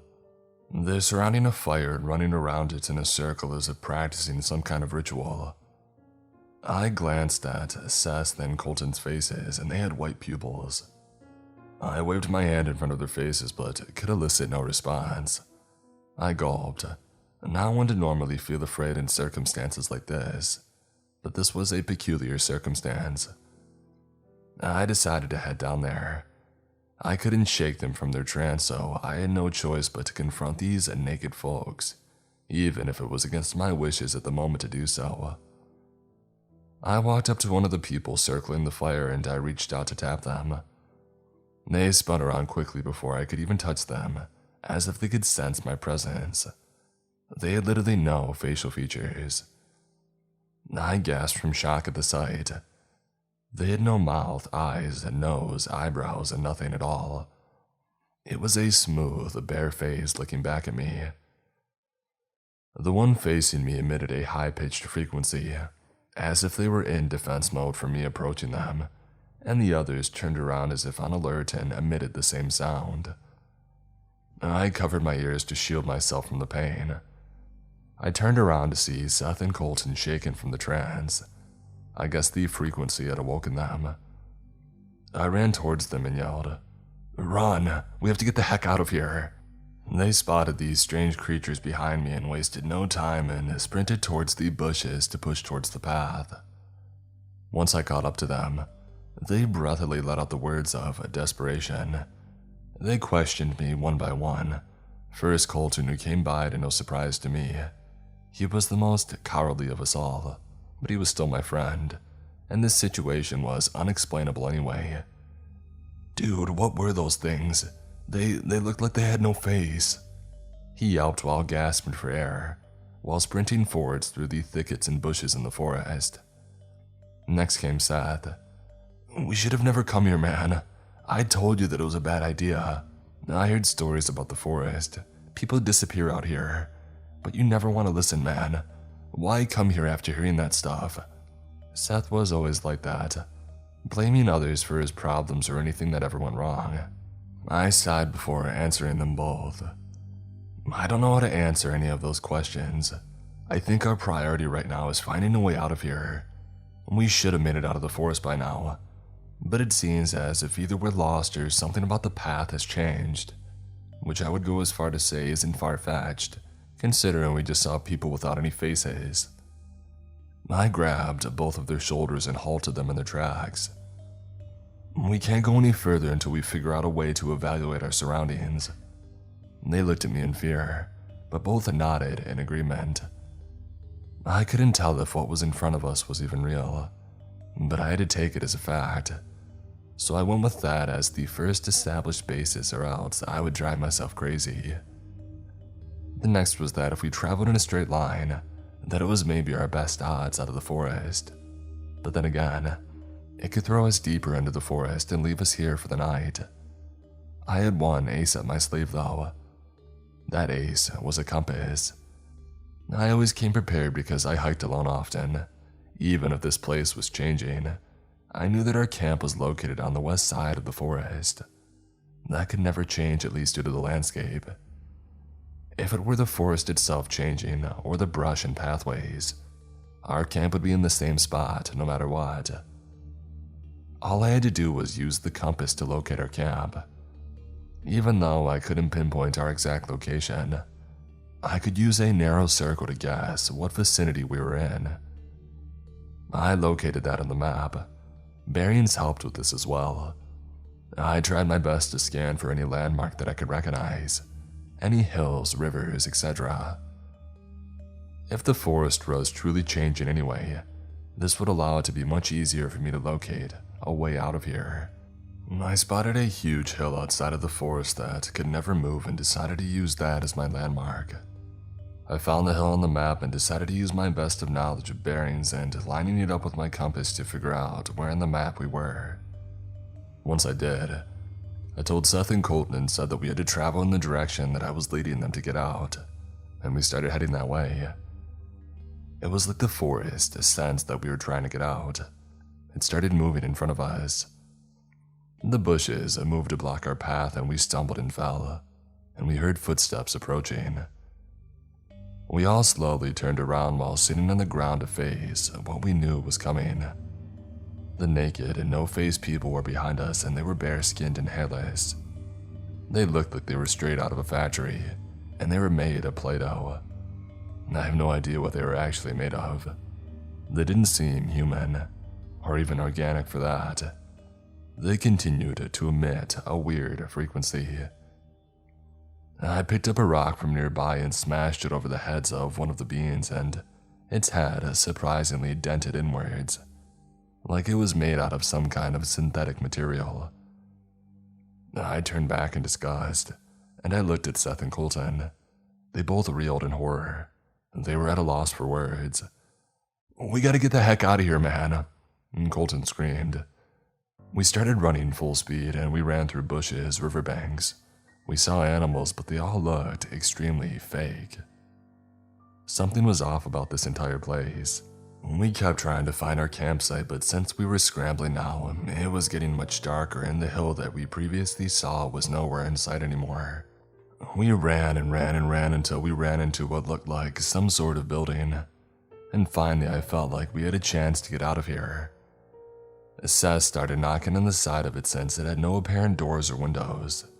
"Hey, we need some help. Please, we're stuck in this forest and we can't find a way out." No response. Not that it was a surprise, really. The building seemed closed off for any sort of visitors. However, there were strange sounds that started to emanate from the building, like buzzings and beeps as if it were an operational machine. Maybe this wasn't a building after all. I turned to my friends. "Guys, maybe this isn't a real building. Maybe it's some kind of facility. I wonder if it's how these weird creatures came to be. How this whole weird forest came to be." Seth looked up at the facility with confusion and then understanding. "Okay, I have a plan then. We can't keep banging on this building like that. Maybe this is really the key to getting out of here. If people are doing weird experiments in the middle of this godforsaken forest, then they have to come out eventually to test the results." Colton was shaking and trembling. "I agree, man. We gotta do something to get the heck out of here. Maybe that's our best bet." So that's what we decided to do. The creatures were nowhere in sight for now, so we hid in some shrubs and waited. Hours eventually passed and it was starting to get much darker out. Bugs were making their nightly rounds and the air was tense and rigid. Colton was falling asleep, but Seth was awake and alert. As for me, I was indifferent. I had no idea what to think. The creatures had made an appearance since we last saw them, and we had no idea what to do. I decided to take matters into my own hands. "Screw this, I'm going up to this stupid building. I have a feeling they'll react to what I'm about to do." Seth reacted in shock, instinctively asking, "What are you doing? We're supposed to wait for them to come out." I rushed up to the building and found rocks the size of my head. These rocks were heavy but enough to do damage to that building if I could build enough momentum. I started circling around, swinging the rock in my hand, getting ready to launch it at the building, when I heard a whoosh sound come from the direction of it. I saw a slit in the side of the building that was open. I gestured to Seth and he nudged Colton awake, and they both ran over and were equally as shocked as me. The door stood ajar, mist flowing out of it. It was dark and a void lay beyond it. I gulped but edged closer with Seth and Colton not far behind. As we stepped in, the door slammed shut. Alarms started blaring and the room shifted to a bright red hue. We all shielded our eyes from the bright lights. I had to admit, for the first time ever, I was truly terrified.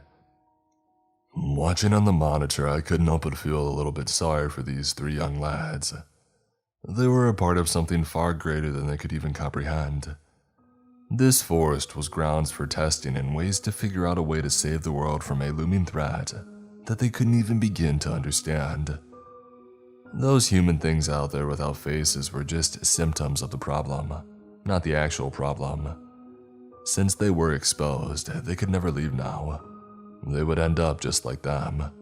A sorry way to go. Unable to speak, see, hear, or experience the world at all. A diabolical disease indeed. "Professor, we have contained them. What's the next move?" A question came from a subordinate of mine. I thought about it for a while. Perhaps we could study them a bit. We hadn't collected specimens before they reached a critical containment stage in which we could no longer keep them within the facility. Keep them under strict observation and don't tell them anything. I want to run some tests and I have no idea how they stumbled into this forest. It's highly secure from the rest of the population. This particular area of the forest is in fact a pocket dimension, as you know. So it's highly unlikely that they could have stumbled across it by chance. But yet here they are. This is an anomaly for certain. There must be something unique about them and we'll figure it out. I shut off the monitors. These 3 boys would be here for an indefinite period of time. I couldn't risk them infecting anyone else. It's sad their lives had to turn out this way, but hopefully it wouldn't all be for waste. Maybe they were the key to solving all of this.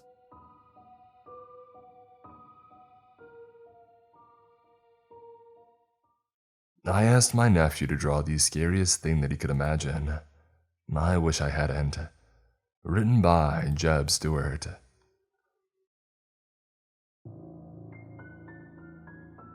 A child's imagination is the most powerful thing on this planet. I've always believed this, and I've always encouraged kids, especially my nephew, to pursue and delve into his artistic side. Sometimes it can be difficult, even for adults, to describe or draw what they're feeling on the inside, what they're seeing in their mind's eye.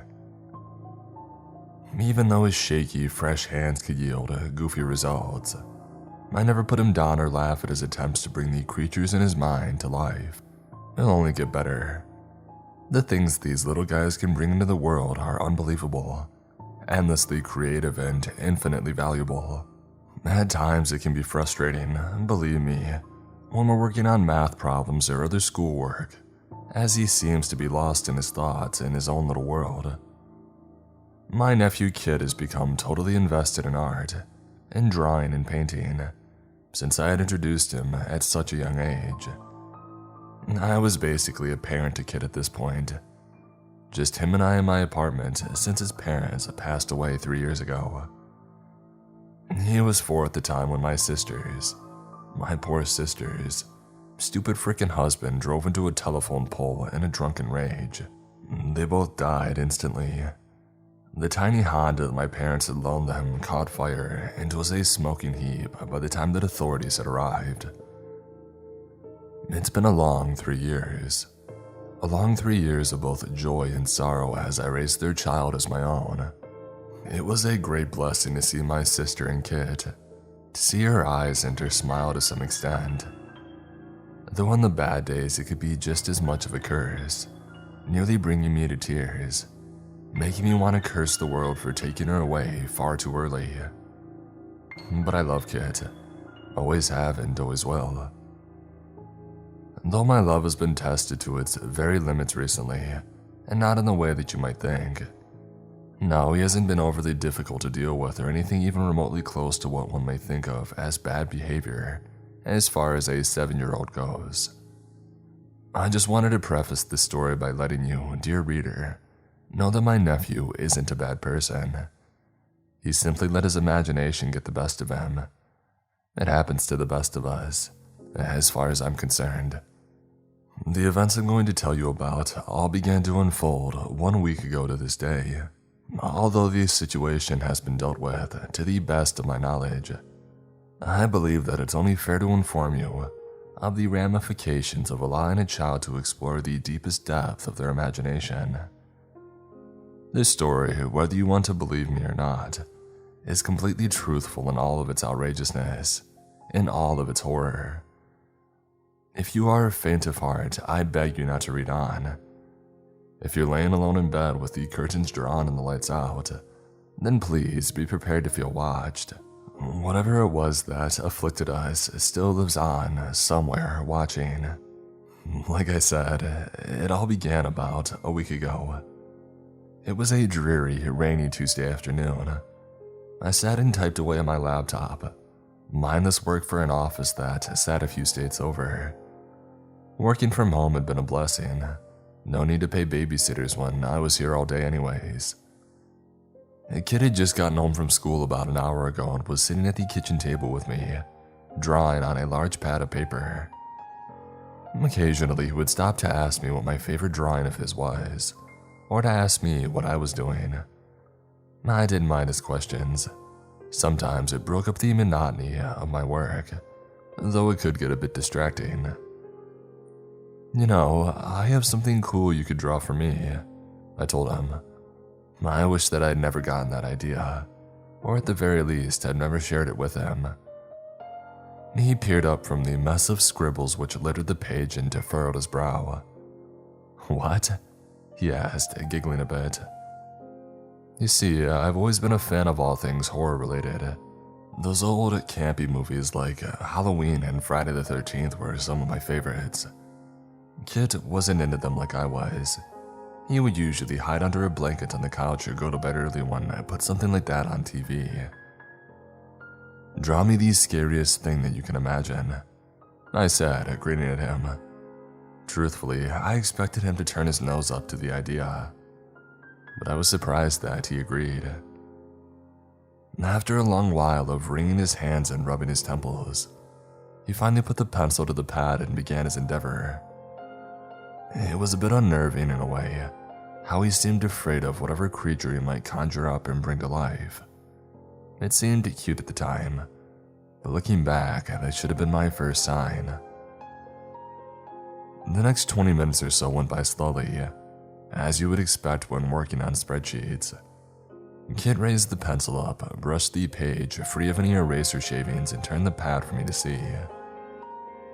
I turned my attention from the bright computer screen to my nephew's creation, which took a moment for the details to sink into my foggy brain.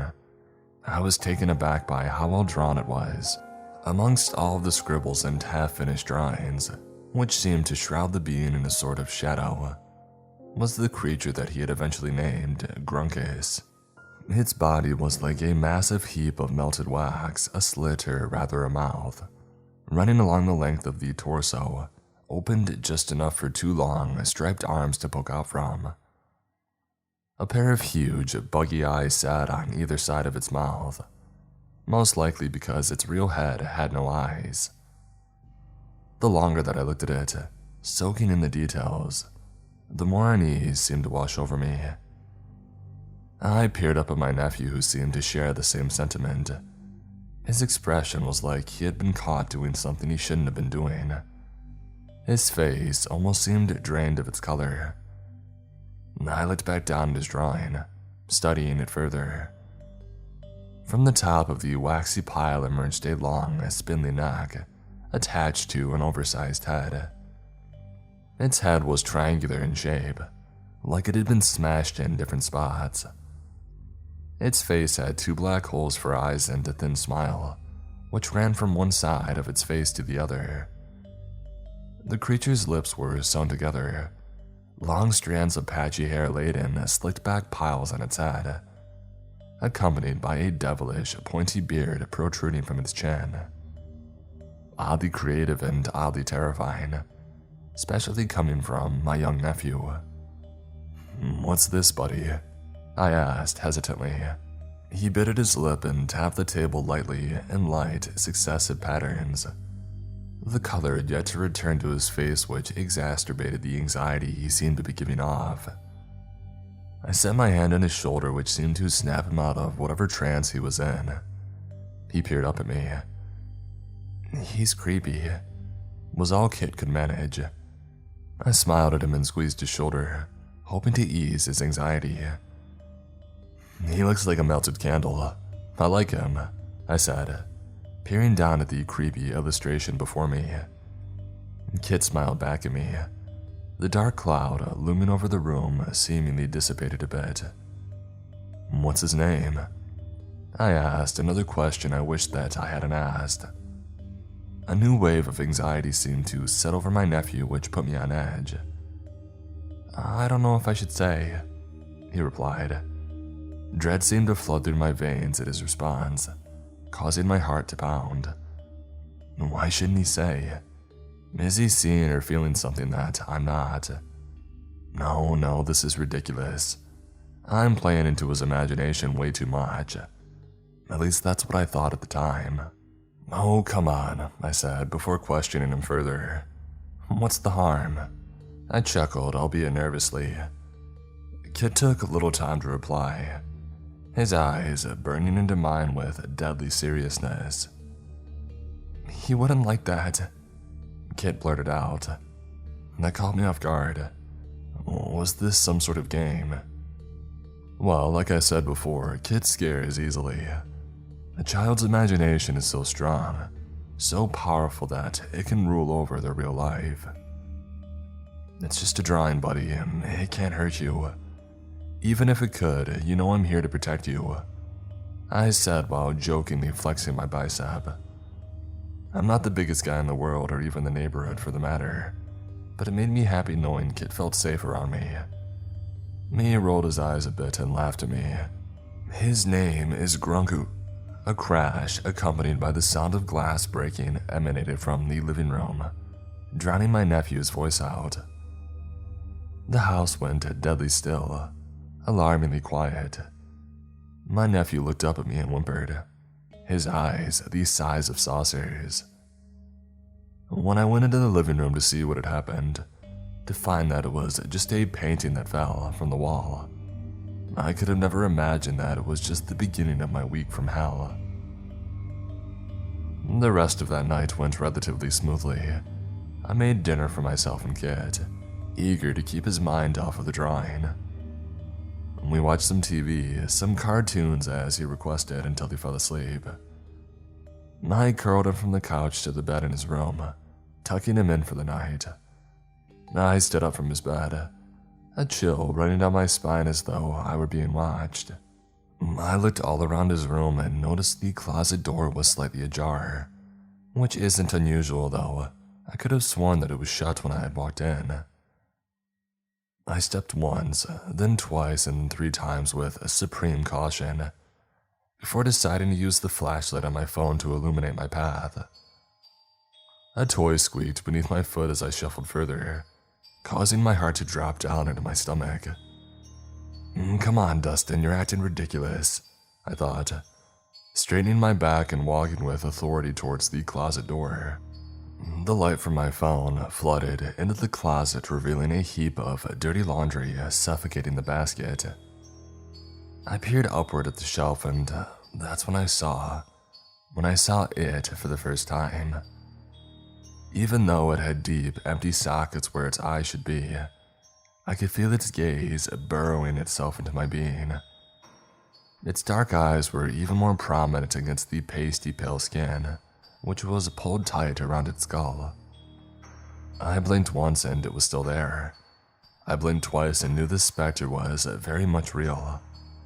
I let out a whimper and then a scream as it smiled at me, the stitches fusing its mouth together, pulling violently, tearing the skin. "Oh, Dusty Wusty, you wanna play?"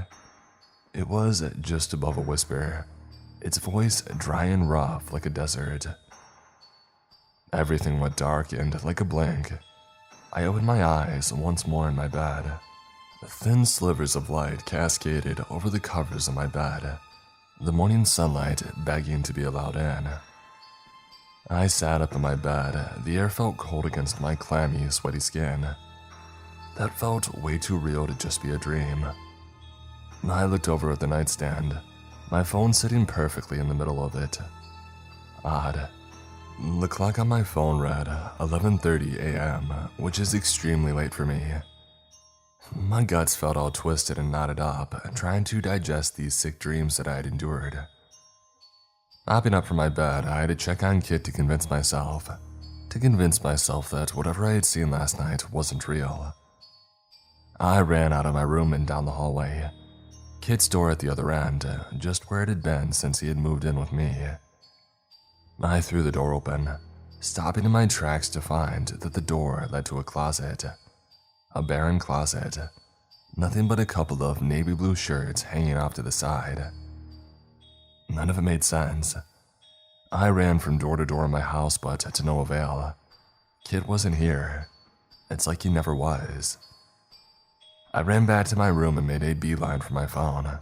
I had to have answers. I picked up the device and it responded immediately, showing only one notification. A text. From my sister. I felt dizzy and sick, nearly on the verge of some sort of mental break, like I was on an elevator falling uncontrollably, impossibly deep. Her name was right there on my phone, as it had frequently been before I think before she died. No, she definitely died. Holly, it read above her text. I felt sick. The message was innocent enough. "Hey, are you still watching Kit today?" I wanted to call her and scream into the phone. Scream at her. Scream at whatever horrible prank this had to be. "I've been watching Kit every day since you died," is what I really wanted to yell, but I began feeling so unsure of myself, as though these last few years had been an awful prolonged fever dream. I mean, like this happens, living life in a dream. It's just not supposed to happen to me. I responded simply, "Yeah, bring him whenever." I'm glad that I could masquerade behind a text message and hide how confused and scared I really felt. My entire body shook and screamed at me that something was horribly off. Despite this, I continued on like it was any other day. Maybe it was some sort of shock response, but I continued on to my office to log in for work. After a while, I had gained some amount of composure, brewing a pot of coffee and beginning a fresh batch of spreadsheets. I couldn't help but flinch every time I noticed a certain coffee mug that was seemingly out of place, or a chair that just sat a little too far from the kitchen table. I had bought 2 of everything for Kit and I. I'm pretty sure I did at least. 2 sets of silverware, 2 sets of bowls, and 2 sets of everything. But they were just all gone. The house felt terribly empty. I decided that I was going to confront my sister whenever she had arrived, whether that lands me in a mental hospital or one of these circles of hell.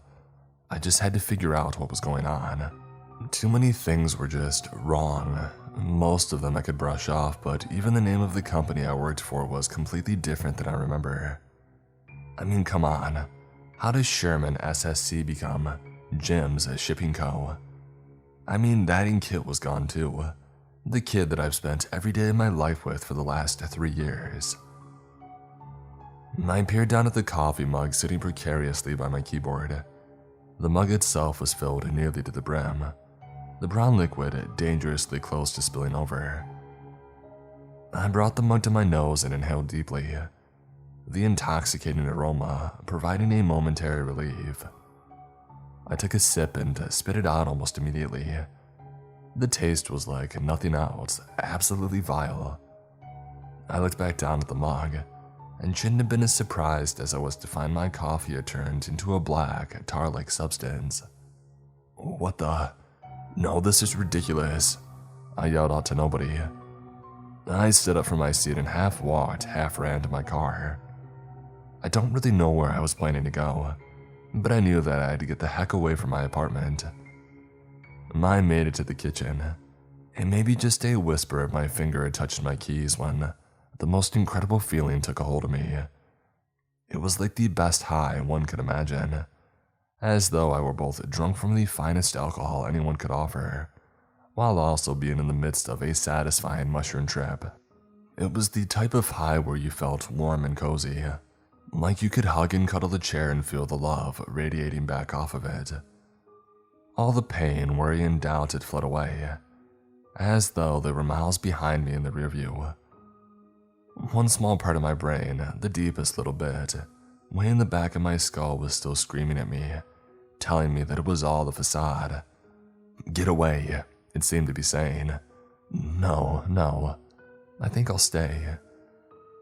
In my drunken, drug-induced state, I decided my best course of action was to take a bath. You know, always the best choice when you can barely walk or function whatsoever. I'm not entirely sure how I got to my bath or even how I drew any water, but when I got in, it felt as though my being was consumed by warm honey, absolute bliss and pure nirvana. If I had closed my eyes for any longer than a second, I would surely fall asleep. Each time I lazily opened my eyes, the tub seemed to fill more and more with the same tar-like substance from earlier. I couldn't move and I didn't want to move. It felt so good. I slowly shifted my gaze over to the side of the tub, the black plasma snaking its way up over the edge and out of the bathroom from underneath the door. I can't tell you what it was that compelled me to follow the slime's trail, or how it gave me the strength to hoist myself from the tub and pursue it. But whatever it was, it wanted me to find it. My steps were lackadaisical and uncoordinated, sheer curiosity pulling me forward. If it wasn't for the substance which had intoxicated me earlier, which at this point had consumed me even further, I most likely would have dropped dead of a heart attack at the creature standing in my living room. It was Grunkus, exactly as my nephew had drawn it the day prior, except now it stood there, as real as you or I. It pulled me closer. Thousands of whispers and promises of love, of warmth, of acceptance filled my ears. I threw myself into the wax-like body of the beast, sinking a couple of inches into its warm goo. My mind, my body were in complete euphoria. I felt one with it, one with its love, with its mind. I smashed my face into the sludgy body of the Grunkus, licking and slurping up the delicious juices that it excreted. Its long neck craned down towards me, and I could feel its breath escaping through its sewn-up lips, its warm, sweet breath. "Wake up, Dusty Westy," it said, its voice deeper and more full this time around. Just as I had before, when I saw it in the closet for the first time, I awoke in a cold sweat, this time fully aware and bound to a folding chair. My vision was incredibly blurry, as though I were a newborn using them for the first time, though I could make out two figures sitting next to me, and one massive heap lying before me. "Oh, Dusty!" I recognized the voice immediately. It was Holly, my long-dead sister, or so I thought. As time went on and my vision began to clear up more, I could make out Holly and Kit sitting right next to me. Kit looked petrified, his eyes huge and teary. The person who sounded like my sister smiled at me with devilish delight. As I said, it sounded like her, but I knew that it wasn't her after looking more closely. Everything about the woman sitting next to me was off. Her eyes were sloppy and off-centered. Her nose was much too large and hooked to be Holly. But the most telling thing was the huge black pits where her eyes should have been. "Tonight, Dusty, you and little Kit will be joining us," she cooed at me, giggling in between words as she spoke. "Don't you dare touch him!" I screamed back. "I'll kill you!" I yelled perpetually until my vocal cords were torn up and shot. My anger intensified as the woman screamed to try and stifle her laughter at my attempts to get free. Kit brought his knees to his chest and had his eyes smashed shut, repeating over and over the same phrase, as though he were resigned to his fate. "I want you, Mommy. Please help us, Mommy, please," he kept saying. "Oh, she can't help you. You're all mine." A blinding flash of blue light burst through the chest of the wicked woman sitting next to me. In an instant, she crumpled to the floor, into a pile of dust. As the light began to dissipate, it revealed the outline of another person, Holly, the real Holly, and my sister. As I've said before multiple times, a child's imagination is the most powerful thing on the planet. It can be the most wicked thing and the most beautiful thing. Wicked in that it could bring a fictional horror creation to life. Beautiful in that it could bring my beloved sister back to save us. Another blue glow began to pull at the base of the Grunkus's waxy body, growing in strength. The wretched creature groaned and screamed in agony. "If I can kill you once, I'll do it again," it yelped, nearly engulfed in the blue light. Much like the woman had moments before, the Grunkus melted to the floor and turned to ash. I wish I could tell you more. I wish I could say that the nightmare is over now, though I'd be lying to you. I never got to see the woman in blue, but I'm completely certain that it was my sister. It's going to take months, years, maybe a lifetime of counseling for both Kit and I to return to normal, but we each have each other again, and that's the most important thing to me. It's interesting what the Grunkus said before collapsing into nothingness. "I killed you once and I'll kill you again," I recall it saying. But I have a feeling that the Grunkus isn't entirely made up. Something tells me it's based on my late brother-in-law.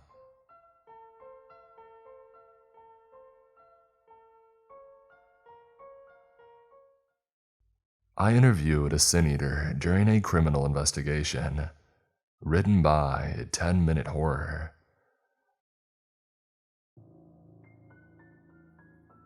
It was just about time for my fourth post-dinner coffee when Watley, useless colleague that he was, slithered up to the edge of my cubicle.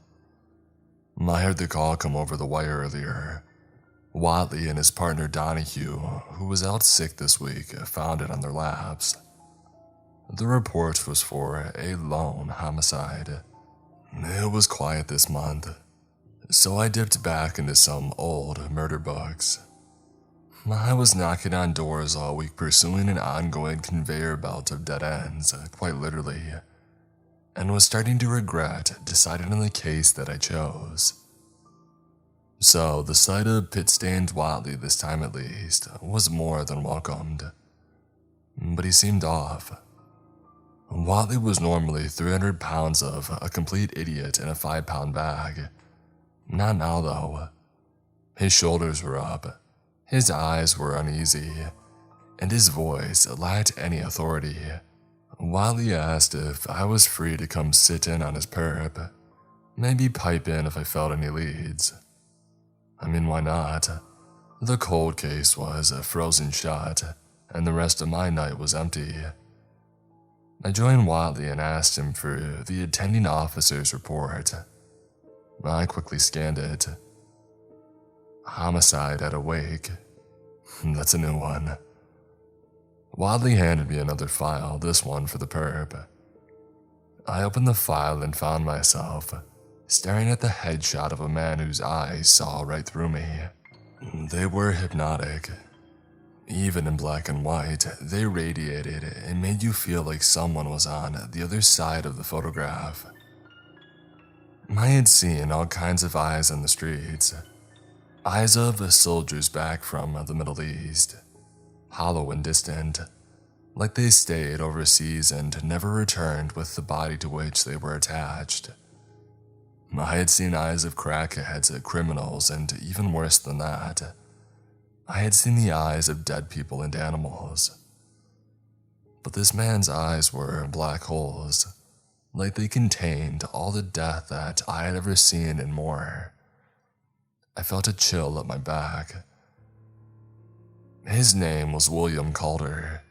He had immigrated here 5 years ago. He's 64 years old, though looked to be in his early 50s at the most. Occupation is... I stopped reading. What the heck? I handed the file back to Watley, my thumb under the words. He eyed them, knowing what I must be thinking. Watley shrugged sheepishly. My eyes drifted back to the report. Calder's occupation was listed as sin eater. That was also a new one. Apparently Calder hadn't requested a lawyer and said that he would be representing himself, if need be. This man keeps getting more interesting. Watley was waiting for me to finish. I closed the file and he nervously fixed his glasses before we entered. Calder sat confidently, hands clasped together on his lap. He had a shaved head and pale, almost translucent skin. His eyes in person made you wish that you were looking at his picture and not the living, breathing human before you. He didn't blink. No wonder Watley couldn't handle this guy. Even I felt my hackles go up. I introduced myself, as did he, and I could detect a slight Scottish tinge, but it seemed to have layers of other accents over it, of which I could not identify. I started in, asking him to explain what he was doing at the wake and his relation to the family. He spoke perfectly. Each sentence came out fluidly, with no pauses or ums or ahs. Calder knew the family, the Finnegans, because he had been hired on by them to provide posthumous services to the deceased. I inquired what exactly that meant and the circus began. Calder explained that as a sin-eater, he would cleanse the dead of their mortal sins before they passed over to the afterlife. This was done to avoid hell, or worse, wander the earth as a lost spirit. Typically, this was done at the funeral, with food and drink being passed over the body, symbolizing the absorption of the sin. The food and drink would all be consumed by the sin-eater, who would bear the sins of the deceased after performing a short prayer that would contain the transgressions to himself. Judging by Calder's lavish dress, he appeared to be handsomely rewarded.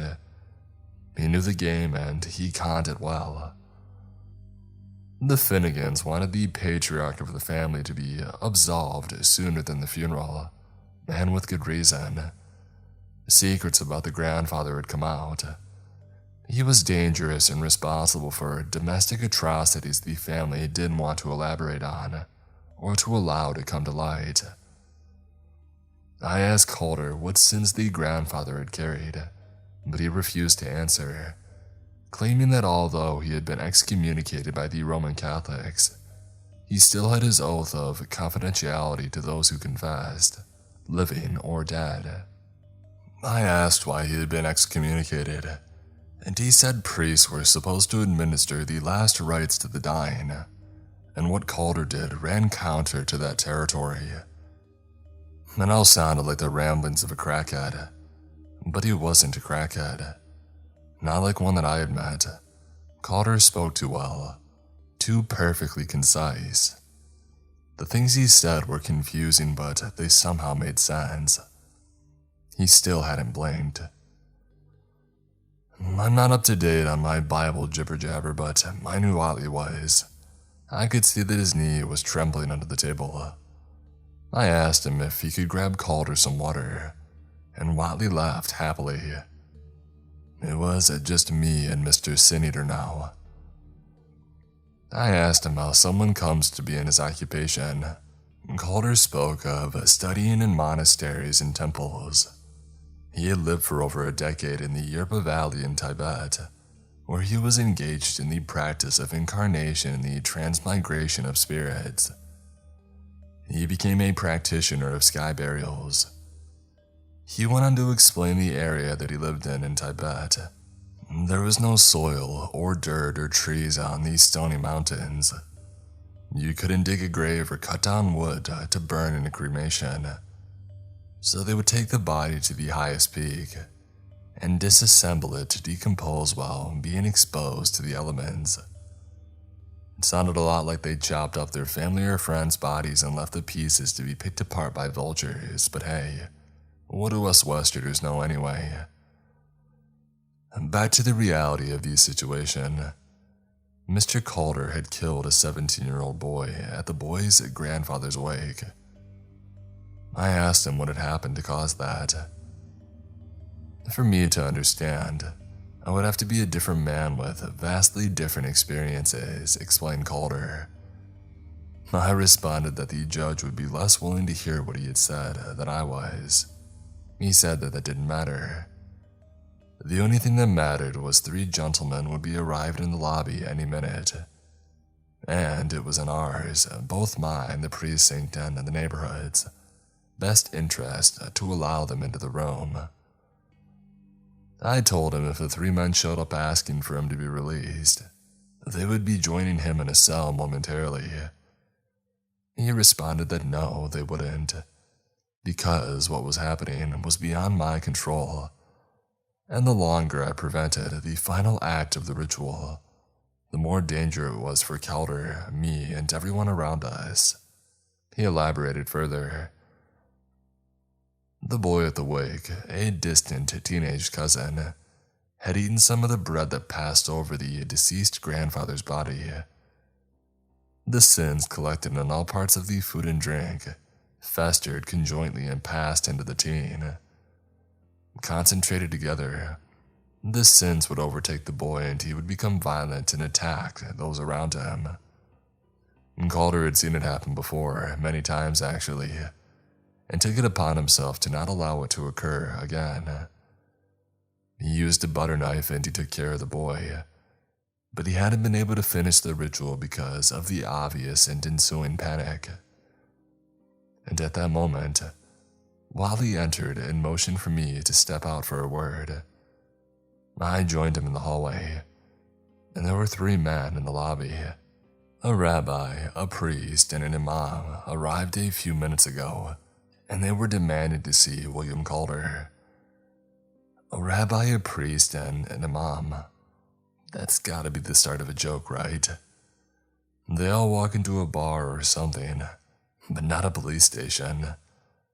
I told Wiley to put them on ice and that this was an active investigation, and unless they were his lawyers, they had 0 standing here. I went back in and I joined Calder. He knew that the 3 men were here, and again urged me to let them in. I didn't believe anything that he said and I let him know it, but I gave him credit for the creativity. I wanted to know more about the boy, if Calder had known him previously, if there was a grudge or any historical motivation. But Calder didn't, and there wasn't any. He stared back to me, permitting the 3 men to enter, stating how dangerous it was getting. Was that a threat?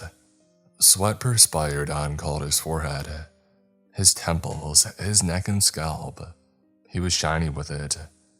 He started to blink, repeatedly now. Were his eyes changing colors? The whites had gone bloodshot, all within a matter of seconds. He put his now glistening hands on the middle table, his face twitching and his body was trembling. He spoke, now in a deeper, thicker voice. If I didn't let the men in, I would die in here. Calder's eyes were sinking back into his skull, and I saw small wafts of black smoke drifting from his mouth. I couldn't look away. I couldn't move. The door burst open and I watched as 3 men had entered, the rabbi, the priest, and the imam. Wally stood by the door, watching covertly. Just as the 3 men got to Calder, I saw his eyes disappear into the back of his head. His mouth opened wide, and thick black smoke billowed out of it, pluming like a nuclear explosion, filling the room. Within seconds, I couldn't see anything. I felt the smoke envelop me, seep into my core. There was screaming, pain, and hatred. A festering horde of abominations collected in my lungs and chest. Anger boiled inside like I had never felt. And then I heard chanting.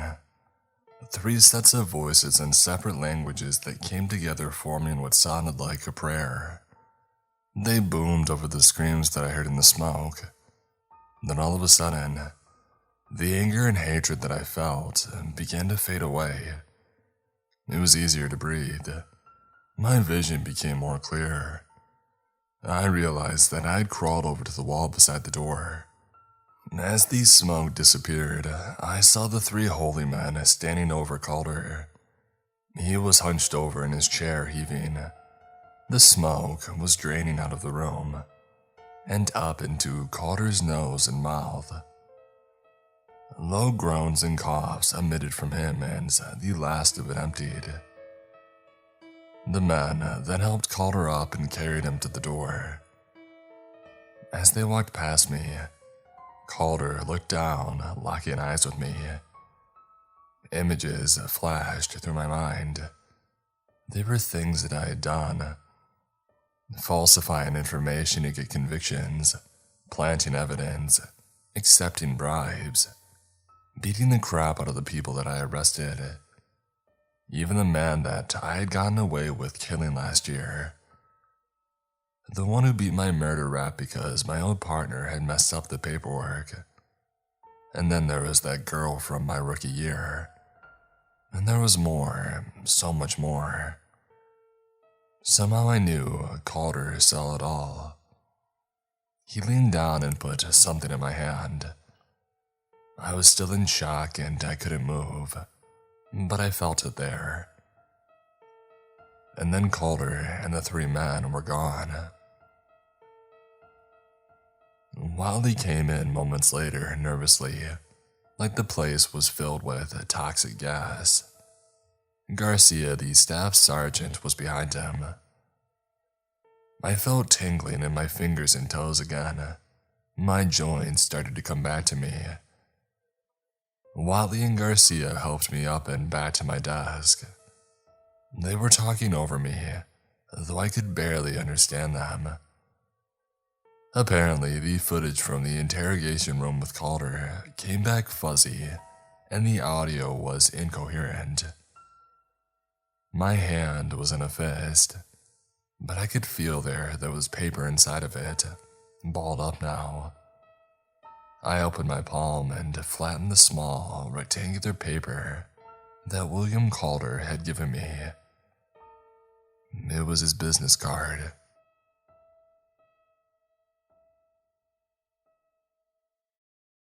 A friend of the channel sent this. It's 100% true. Written by Anonymous. Full disclosure up front. I'm an avid reader and writer for No Sleep, Creepypasta, SCP, and a few other outlets, and I have been for several years now. Horror is my bread and butter, and the majority of my free time is dedicated to trying to figure out the best ways to elicit chills, creeps, and nightmares in an attempt to craft a memorable and horrifying story. Writing is like breathing for me now, and I can't imagine life without it. If you've spent any amount of time on this channel, or others like it, then odds are you've heard one of my stories at one point or another. I'll admit, most of those stories are fiction, as I'm sure most of you are well aware of, but this time it's going to be different. The story I'm about to share with you is unlike anything else that I've ever shared because it is real.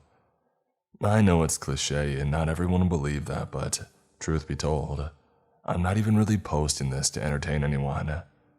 I'm genuinely worried, and I could really use some advice. I won't give the name or link to my primary account because I don't want this associated with it in any way. There are people in real life who know me by that account, and I don't really want them to hear this, as this may strike a little too close to home. The names of those involved have been changed, but the events remain the same. The best place I can really think to begin this is when my younger sister passed away in 2015. She was born with a birth defect which left her unable to care for herself for her entire life. People with her diagnosis don't have long lifespans, and she passed away at just the age of 17 from pneumonia complications. This event was devastating for my family. We always knew that it would come one day, but you can never really be truly prepared to say goodbye. My parents separated not long after. My own depression struck harder than ever before, morphing into outright nihilism, but I think my brother Jake might have had it the worst. He suffered from sleep paralysis for much of his life, but after our sister passed, things really ramped up. He's described his experiences to me in a horrific detail multiple times. One event consisted of a large blob of black jelly which jiggled and pulsated around his room as he lay in bed, unable to move a muscle. It was almost comical in a way, but he clearly didn't think so. Another time, he recalls watching a long, slender humanoid creature with a split face crawl on the walls above and around him. He's also spoken of a little girl that will sometimes come and run around his bed and giggle. He says that she appears harmless, and sometimes he wonders whether she is an avatar of our deceased sister. He said that he's never seen her face, as it's always covered by a flowing head of dark brown hair, the same tint as our deceased sisters. There is one that he fears the most, though, one that has visited him on multiple occasions. He calls it the Lurker. The Lurker does exactly what its name suggests. It lurks, usually out in the hallway or in his bedroom closet. He's never gotten a good look at its features and always describes it only as a human-shaped shadow. He's described it to me as feeling like he's being endlessly stalked by a tiger. Like somehow he knows the lurker could attack him at any moment, but for whatever reason, it chooses not to do so. It's never approached him or caused him any harm. It just watches and waits. I've tried my best to approach this from a rational perspective. I suppose you could classify me as the stereotypical, skeptical ignoramus in a horror movie who tries to rationalize strange events with reason, only to realize too late what is actually going on, as he's being disemboweled by Jason Voorhees. That's the thing though, that's how it is in movies and books. The rules of writing don't really apply in the real world, and if you ask me, I would say reality itself is not well written. There isn't always a satisfying character arc in real life, nor a stunning plot twist or any of the other thematic elements that comprise a great story.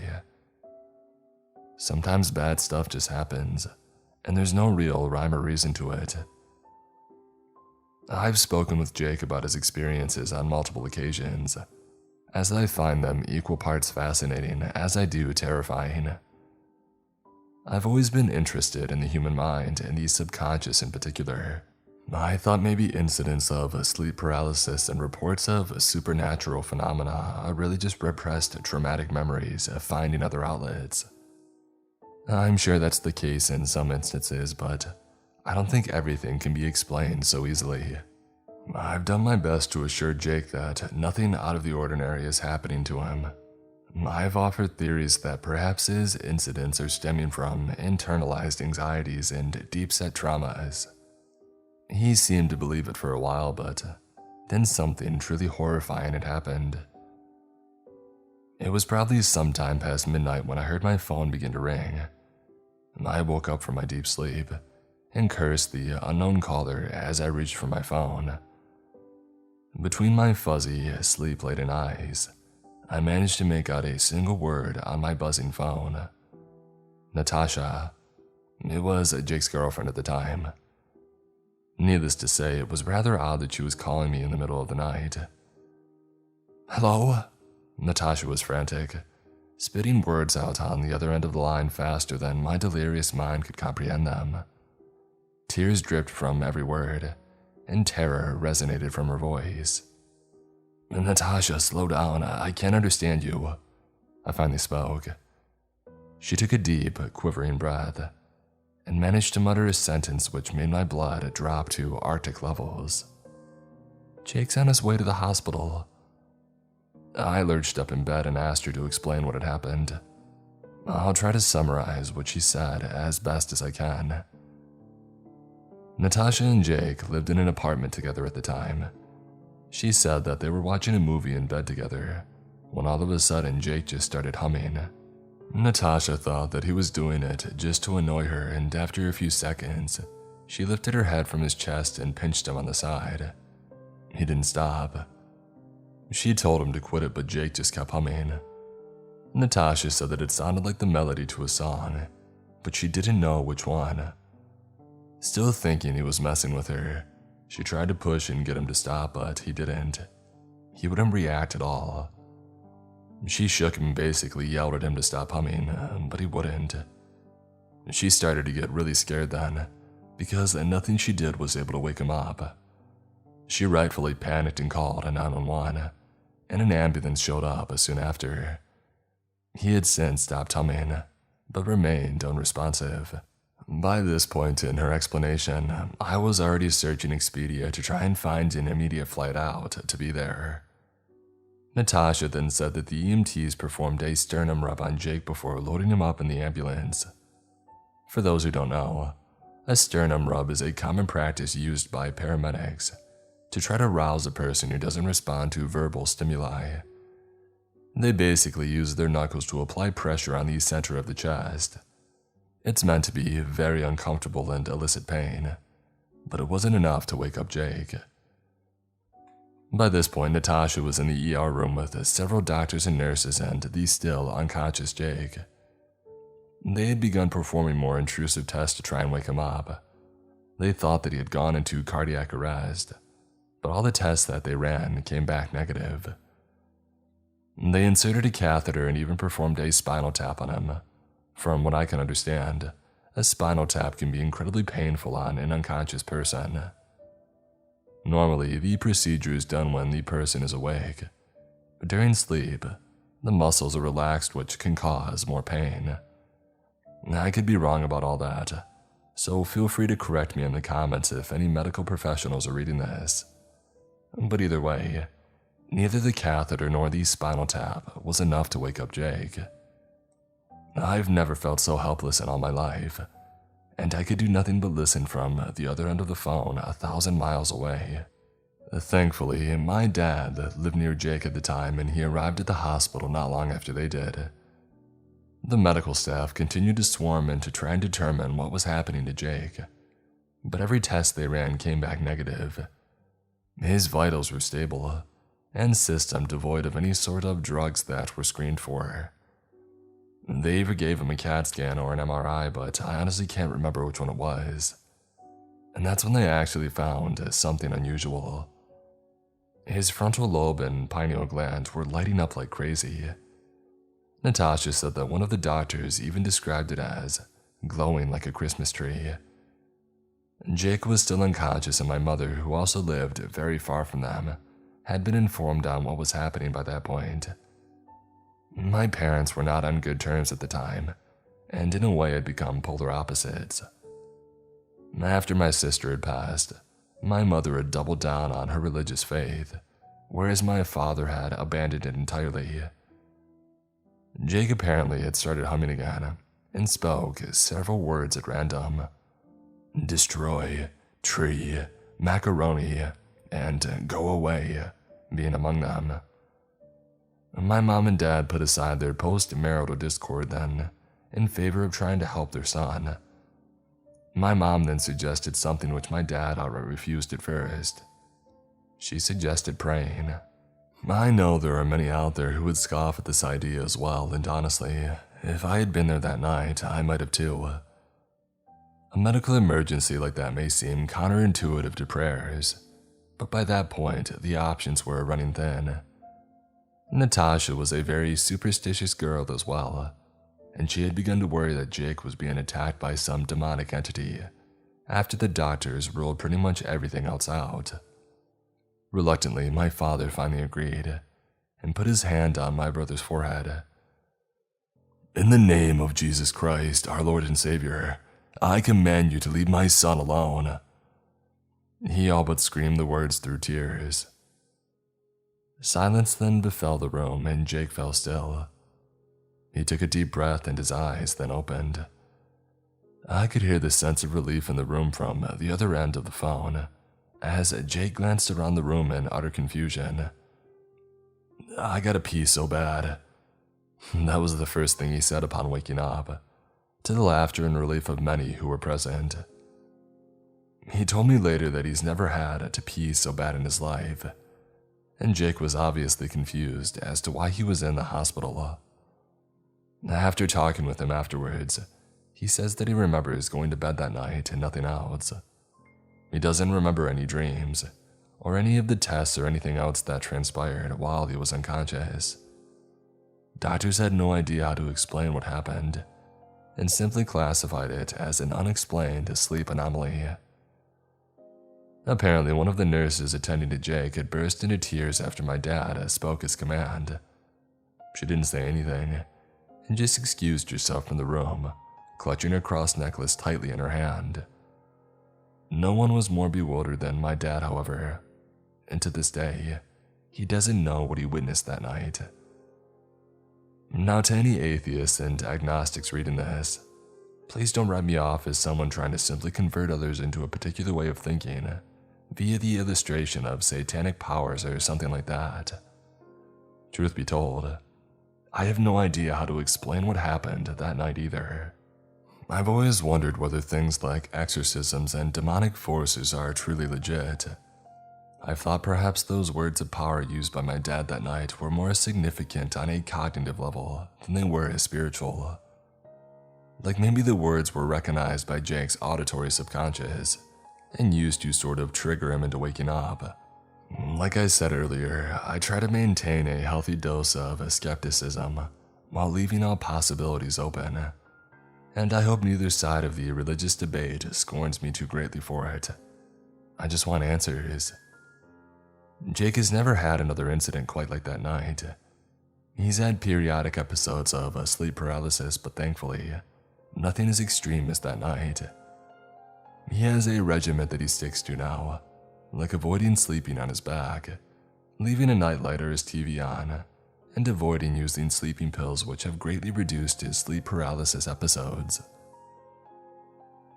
About a year after this all happened, Jake and Natasha decided to move out to where I live, after some relentless persuasion on my part.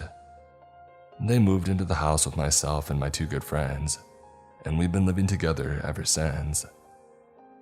I think it's necessary to explain a bit about Natasha at this point. She was quite high-strung, controlling and jealous, with traits that may even be considered emotionally abusive. I wouldn't admit this to Jake, but I never really liked her that much, and I'm not the only one to share this opinion. Female friends of mine have confided that they weren't huge fans of her either. Honestly, I thought living with her was going to be a nightmare, but didn't really care because I wanted my brother out here. She actually surprised me though, and they fit into our household quite nicely. All five of us got along well, and it was actually a pretty natural transition. They lived with us for months and things were pretty good. One night I was just settling in for bed watching Trailer Park Boys for like the 1000th time, when someone knocked on my door. I told them to come in, and Natasha opened the door a moment later. I could tell by the look on her face and her fidgeting hands that she was nervous. "Hey," she said. "Hey, is everything okay?" I asked. She fumbled with her phone for a moment and managed to spit the words out.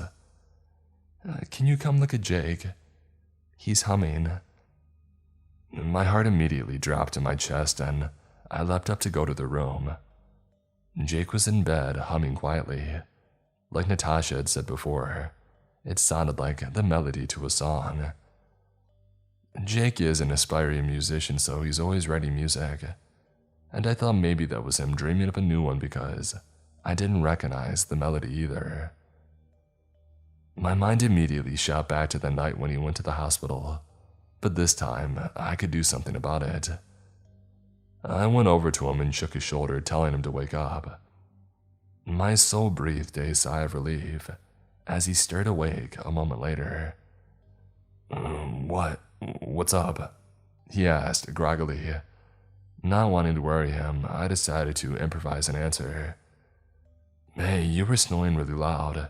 You feel sick?" I asked. No, I'm fine," he replied. I gave him one of my breathe rights because I thought maybe his nostril was partially restricted at night. I'd been told by several annoyed ex-girlfriends that I snore like a wild hog trying to suck a tennis ball through a garden hose, and those things always helped me, so I thought maybe they would help him. He went back to sleep and Natasha and I kept an eye on for him for a while. After being confident that the humming was gone, I eventually returned back to my room. The next morning, Jake left for work early. I had the day off that day and was just sipping my morning coffee when Natasha came downstairs. We greeted each other as usual and she began making herself food in the kitchen as I scrolled Reddit and YouTube. After lingering in silence for a couple minutes, she finally told me something disturbing. Jake and her shared the master bedroom, and they had a small crucifix hanging on the wall. Apparently, when Natasha woke up that morning, she found the crucifix flipped upside down. It was like a cliché straight out of a horror movie, but it was quite unnerving to hear. To be completely honest though, I didn't know if I believed her. Once again, I tried using logic to say that maybe the crucifix had swiveled on the nail, and its weight made it flip upside down. Natasha did have a way of exaggerating things. I don't think she meant to lie necessarily, but she did spice up stories to emphasize whatever she was trying to convey. I mean, lots of people do it after all. But either way, Natasha was clearly shaken up by it. It's probably necessary at this point to talk a bit about our lovely neighbor to the west. She's a woman probably in her late 50s, lives alone with her cats, and has been nothing but a pain in the butt since we moved in. Everyone in the neighborhood knows her, and no one likes her as far as I can tell. We've had multiple confrontations with her by this point, and none of them friendly. She's yelled profanities at us, called the police on us at least half a dozen times, and has just generally been an awful neighbor. She also has a rather annoying habit of leaving her trash can out on the road at all times so that one of us has to either park elsewhere or exit our vehicle to move her trash can out of the way. We do our best to avoid engaging with her in any way, and it only seems to encourage her spiteful efforts. One thing that I've always found odd is her unusual manner of insults that she's hurled at us. She of course has accused us of being drug dealers and users, among other baseless accusations. But one day she accosted me with a unique insult after I had the nerve to unload groceries from my car. "You are all devil worshippers." I just ignored her and literally didn't speak a word back, but I found her insult rather bizarre. Just to clarify, we are not in fact devil worshippers, and I promise there's no plot twist coming at the end about that being the case. I found that insult oddly specific though. Like, who insults someone like that? Unless maybe she has a guilty conscience. It sort of reminded me about how you would hear those stories sometimes of a staunch evangelical pastor leading a crusade against narcotics, only for it to come out later that the same pastor has been caught smoking crack outside a 7-Eleven. It's the age-old tactic of accusing others of that which you yourself are guilty of. I don't know whether that woman, who we have nicknamed Karen, has or had anything to do with what's been happening, and honestly, I'll probably never know. On her best days, she wouldn't sit to talk with me about any of this, and I have all but abandoned the notion. I have sometimes entertained the notion, however, as ridiculous as it may seem to some, of whether she may have put some sort of hex on us. Ever since we bought the house in 2017, I've had this odd feeling. I've attributed it mostly to stress of a mortgage and work, but I've always felt as though there is some shadow lingering around me. I'm not the only one to have that feeling either, as my roommates have confessed to similar feelings. One of my roommates, a longtime friend of mine, who I'll call Sean, told me that he had been suffering with nightmares periodically since we had moved in. He hasn't gone into much detail about them, but he has clearly been disturbed by them. He actually stayed with his parents for about a month at one point, because the nightmares had gotten so bad. As for me, I've been struggling as of late. As we all know by now, in 2020, it was a crap year, but 2019 was probably even worse for me. It might even be the worst year of my life. In April of that year, I was at work when a sudden pressure began to build up in my chest. I thought it was just a muscle ache, but then it grew and a terrible sense of dread descended upon me. My chest was throbbing, hands trembling and mind racing. It felt like the world was just closing in around me, and I was certain that I was about to die. I didn't know what was happening, and after trying to walk it off for nearly an hour and being scolded by my supervisor, I finally asked them to call 911. I'm thankful they did so with great urgency, and my coworker even offered to drive me to the ER. I took him up on the offer, but we only got like half a mile down the road before I asked him to pull over so I could pace around. That was the only thing that seemed to bring some relief. As we waited for the ambulance, I called my parents and brother to tell them what was happening and that I loved them. The ambulance arrived soon after and took me to the hospital. I thought that I was having a heart attack, but thankfully it was confirmed by doctors to only be a panic attack. I say only because these events are not and cannot be fatal, but to anyone who deals with these things, please know that I do not in any way mean to diminish how difficult or terrifying they are to cope with. Nothing has been the same since that day. I took off like 2 weeks from work because I just felt utterly consumed by panic after the event. I thought that I was going insane, or stricken by a deadly disease of some kind. Every little sensation in my body, from my headache to the urge to crap, suddenly became an indication to me that something was very wrong with me. It was like I had suddenly forgotten how to live, and every minuscule sensation in my body became a threat.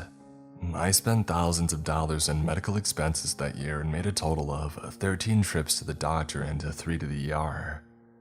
I had EKGs, blood work, ultrasounds, x-rays, MRIs, and pretty much every other medical test that there is. Luckily, things have all come back as normal, but it hasn't relinquished the panic. Eventually, they diagnosed me with an anxiety condition known as panic disorder. I also lost my job because of all of this, and began to really struggle financially, which of course only made the anxiety and depression worse. This diagnosis is hell, and I wouldn't wish it upon my worst enemy. Luckily, I've made some definite improvements lately, thanks in large part to the regimen of antidepressants that I began in October, coupled with CBT and other coping mechanisms.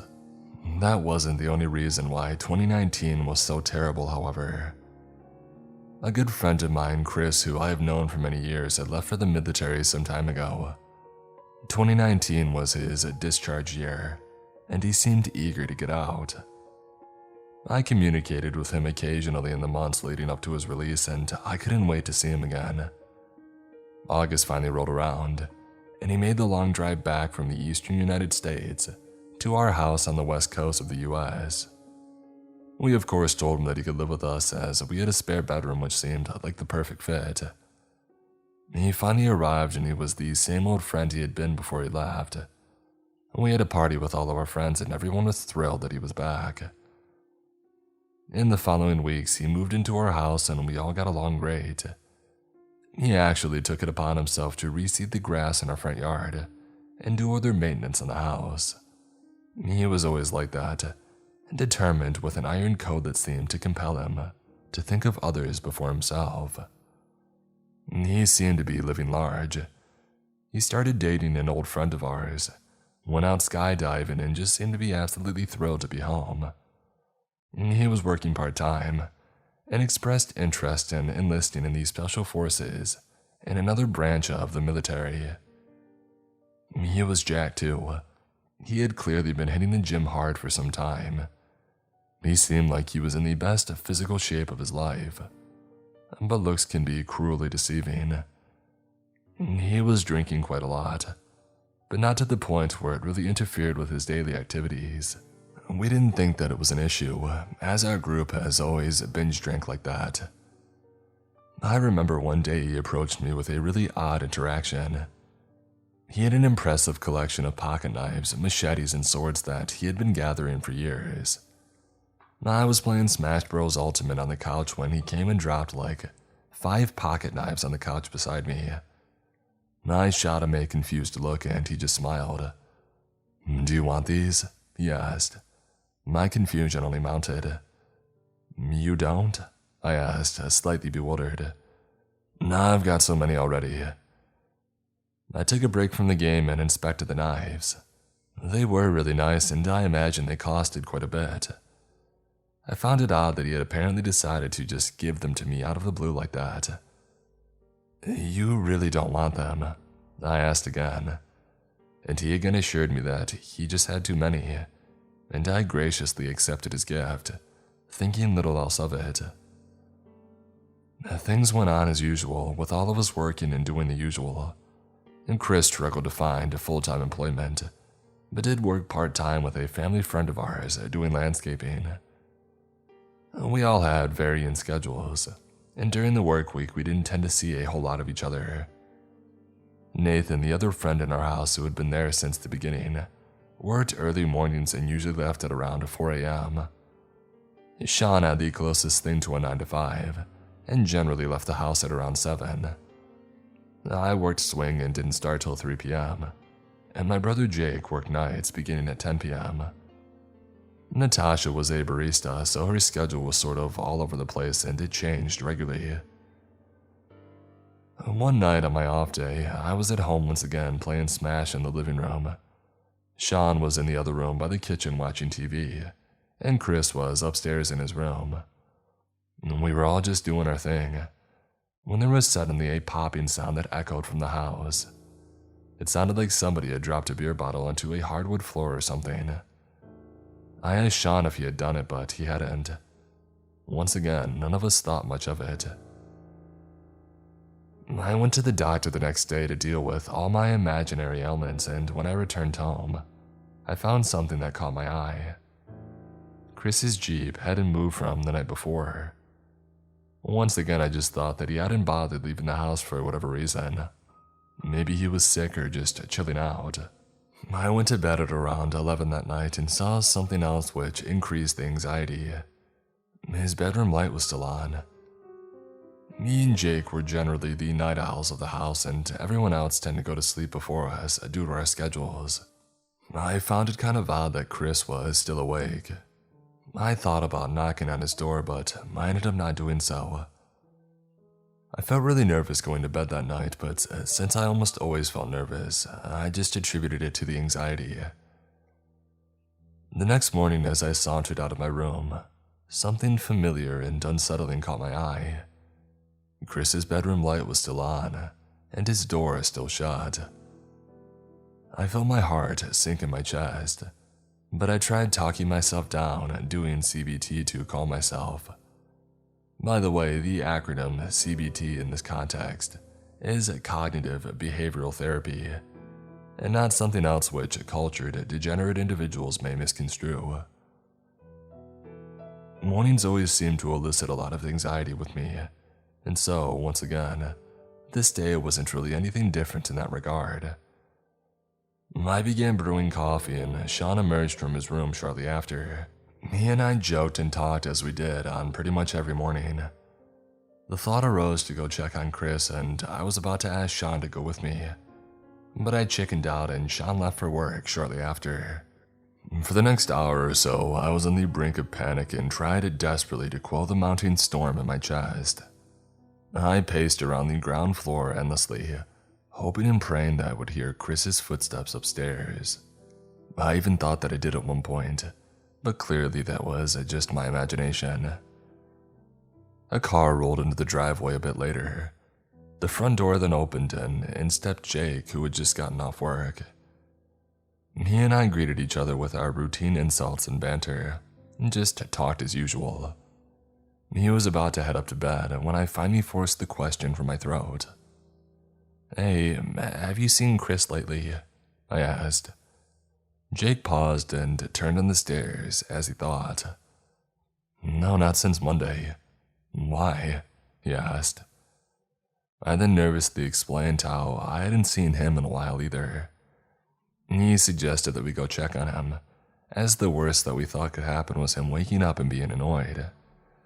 I've never been so wrong in my life. We crept up the stairs towards his room, and I placed a gentle knock on his door. I called his name, but there was no response. My heart felt like it was about to spring right out of my chest as I slowly pushed the door open. I saw him immediately seated in his chair by the desk in the corner. For a brief millisecond, I felt relief, seeing him sleeping in his chair. But he wasn't sleeping. His head was slumped back against the wall, and eyes wide open staring upwards. It all struck me in an instant. I screamed his name and rushed towards him, knowing immediately that it was futile, but still pressing my finger to his neck and praying that I would feel a pulse. His skin was cold and rigid, feeling more like rubber than it did skin. There was a wound on his head, and a spackling of blood on the wall. His skin was pale, and I knew right away that it was far too late.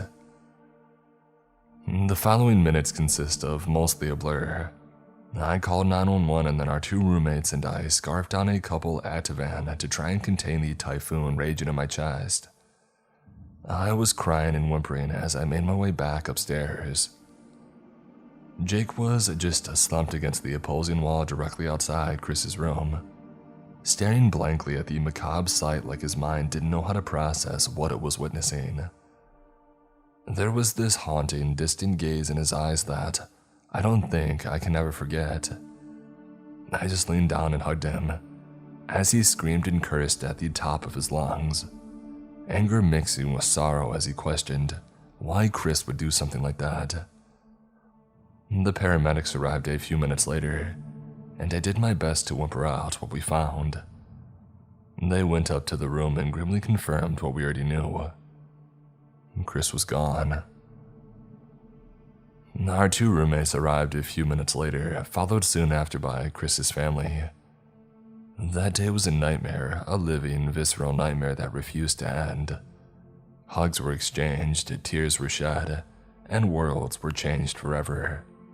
Chris had ended his own life. Apparently, the pistol he used was resting right in his lap, but in the shocking frenzy, I hadn't even noticed it.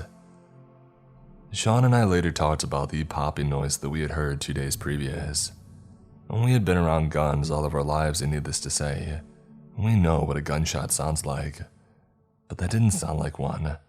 I guess it had to have been muffled by something. Everyone was devastated, and even now I can still hardly believe it actually happened. Part of me feels like I'm just writing another story now, as I've done dozens of times before.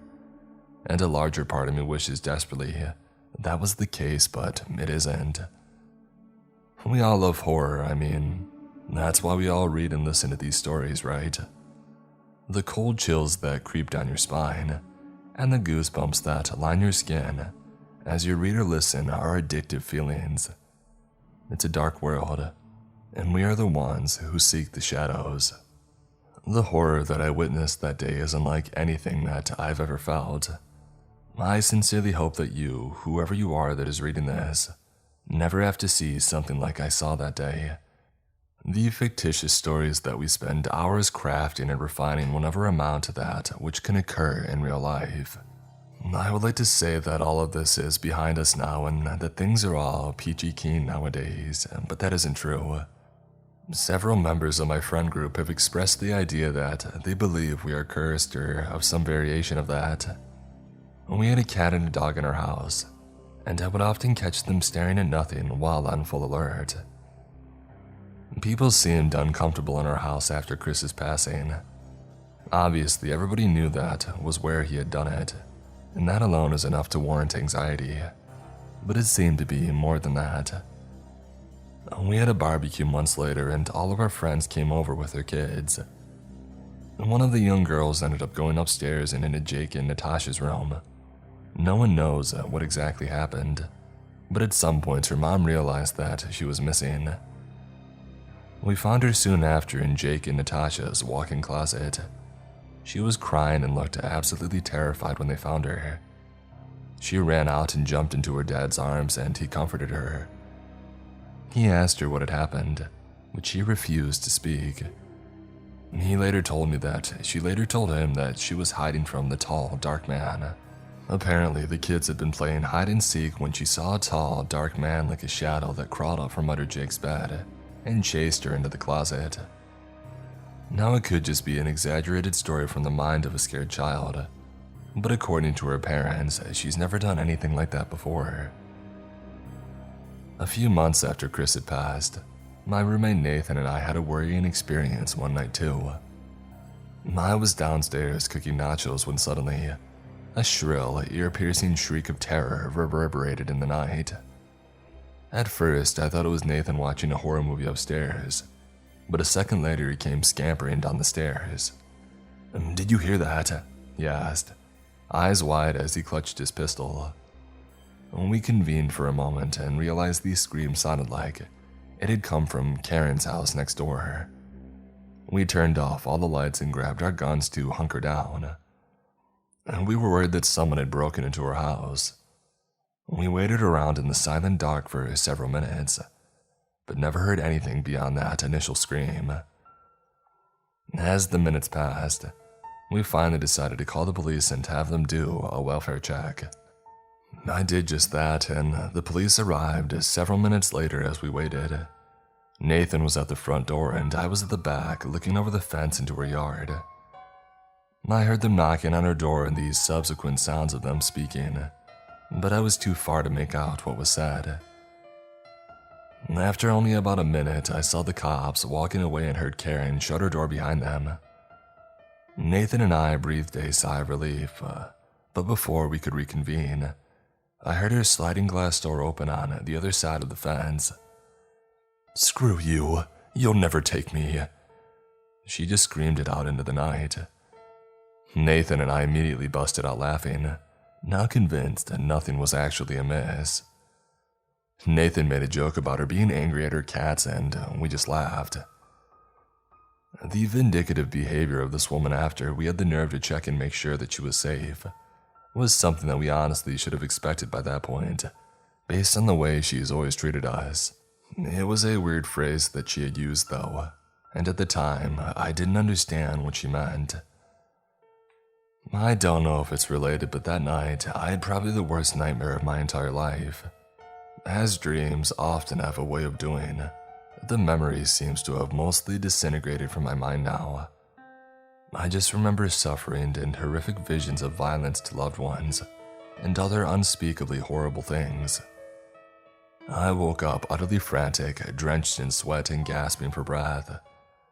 I felt like someone had been trying to strangle me in my sleep, and my windpipe seemed partially restricted. As I stumbled my way into the bathroom trying to calm myself down, I flicked on the lights and proceeded to sear my eyeballs in their sockets.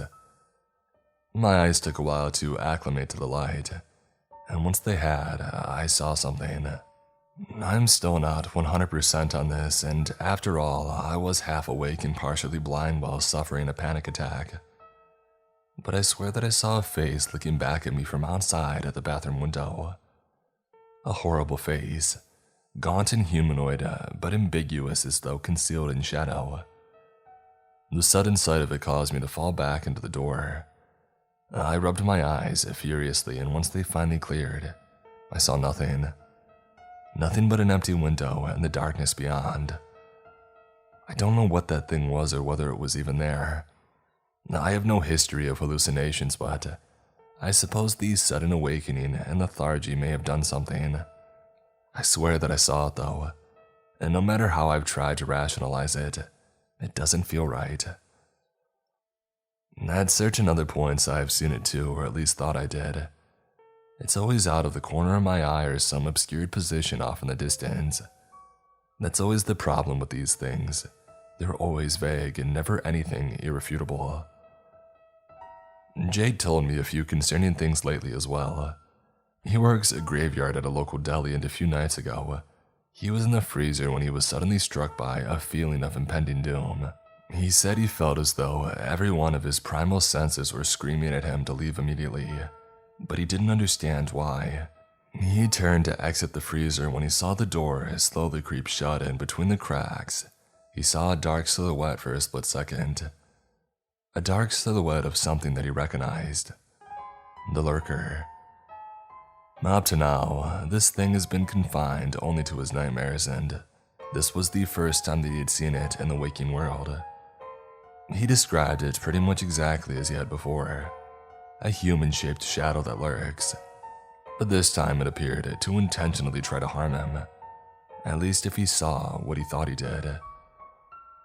The freezer door at his work is specifically designed to prevent closing automatically. It also has a feature to prevent from locking when someone is inside. It's good that they have that too, and Jake was able to get out without an issue aside from being rather unnerved. He admitted to me recently that he's wondered whether he could be schizophrenic, and that thought terrifies me, but in other one weighs almost as heavy. Even if he does have some sort of mental condition, that doesn't explain how the door shut behind him like that, or how he and I both seem to see similar things. Thankfully, this seems to be about it for now. As of late, neither I nor Jake nor anyone else has had any weird experiences. As you can imagine, all these worrying things weighed heavy on us for a while, since this is real life and not a horror movie. We sold the house and moved out at the end of 2022, and thankfully everyone seems to be doing better now, but the haunting memories still remain. And that's about where we're at now. The writer in me almost hates to leave things off like this. Every story that I write has to have a conclusion or an explanation, or at the very least enough pieces for the reader to surmise the truth. But this post doesn't have that. We don't always get resolutions in real life, and that fact troubles me a lot. A lot of what we've experienced could be pinned on mental health, but can all of it? If spirits exist, then how do we draw the line between their influence and that of our own subconscious inner workings? Can an episode of Psychosis explain why a freezer door is shut on its own like that? Can schizophrenia explain why an invocation of Jesus Christ awoke my brother when all other medical options had failed? I find it interesting that people often refer to mental health issues as demons, and now I wonder whether there is a much more literal interpretation of that. Since we moved, a few of my friends have told me in confidence that they could sense an ominous aura whenever they were at our house. It breaks my heart, to be honest, as I've always hoped my home would be a welcoming place of comfort for everyone, but clearly that was no longer an option. If anyone out there has ever experienced anything like this or has any theories, then please feel free to share them. And for those of you out there who suffer with depression and suicidal thoughts, I am begging you with all that I am, please don't do it, no matter whether you believe it or not. Since Chris has passed, I have seen people come to share their condolences that I didn't even know knew him. My Facebook inbox was overwhelmed by people showing their support and wishing me well. Please don't do it to yourself. You cannot imagine what you do for those you leave behind. The wounds never heal, and you will never be forgotten. If anyone has any advice, then I would greatly appreciate hearing it. And if anything more happens, then I will update everyone. Here's to hoping that doesn't happen though. I just want us all to be okay again.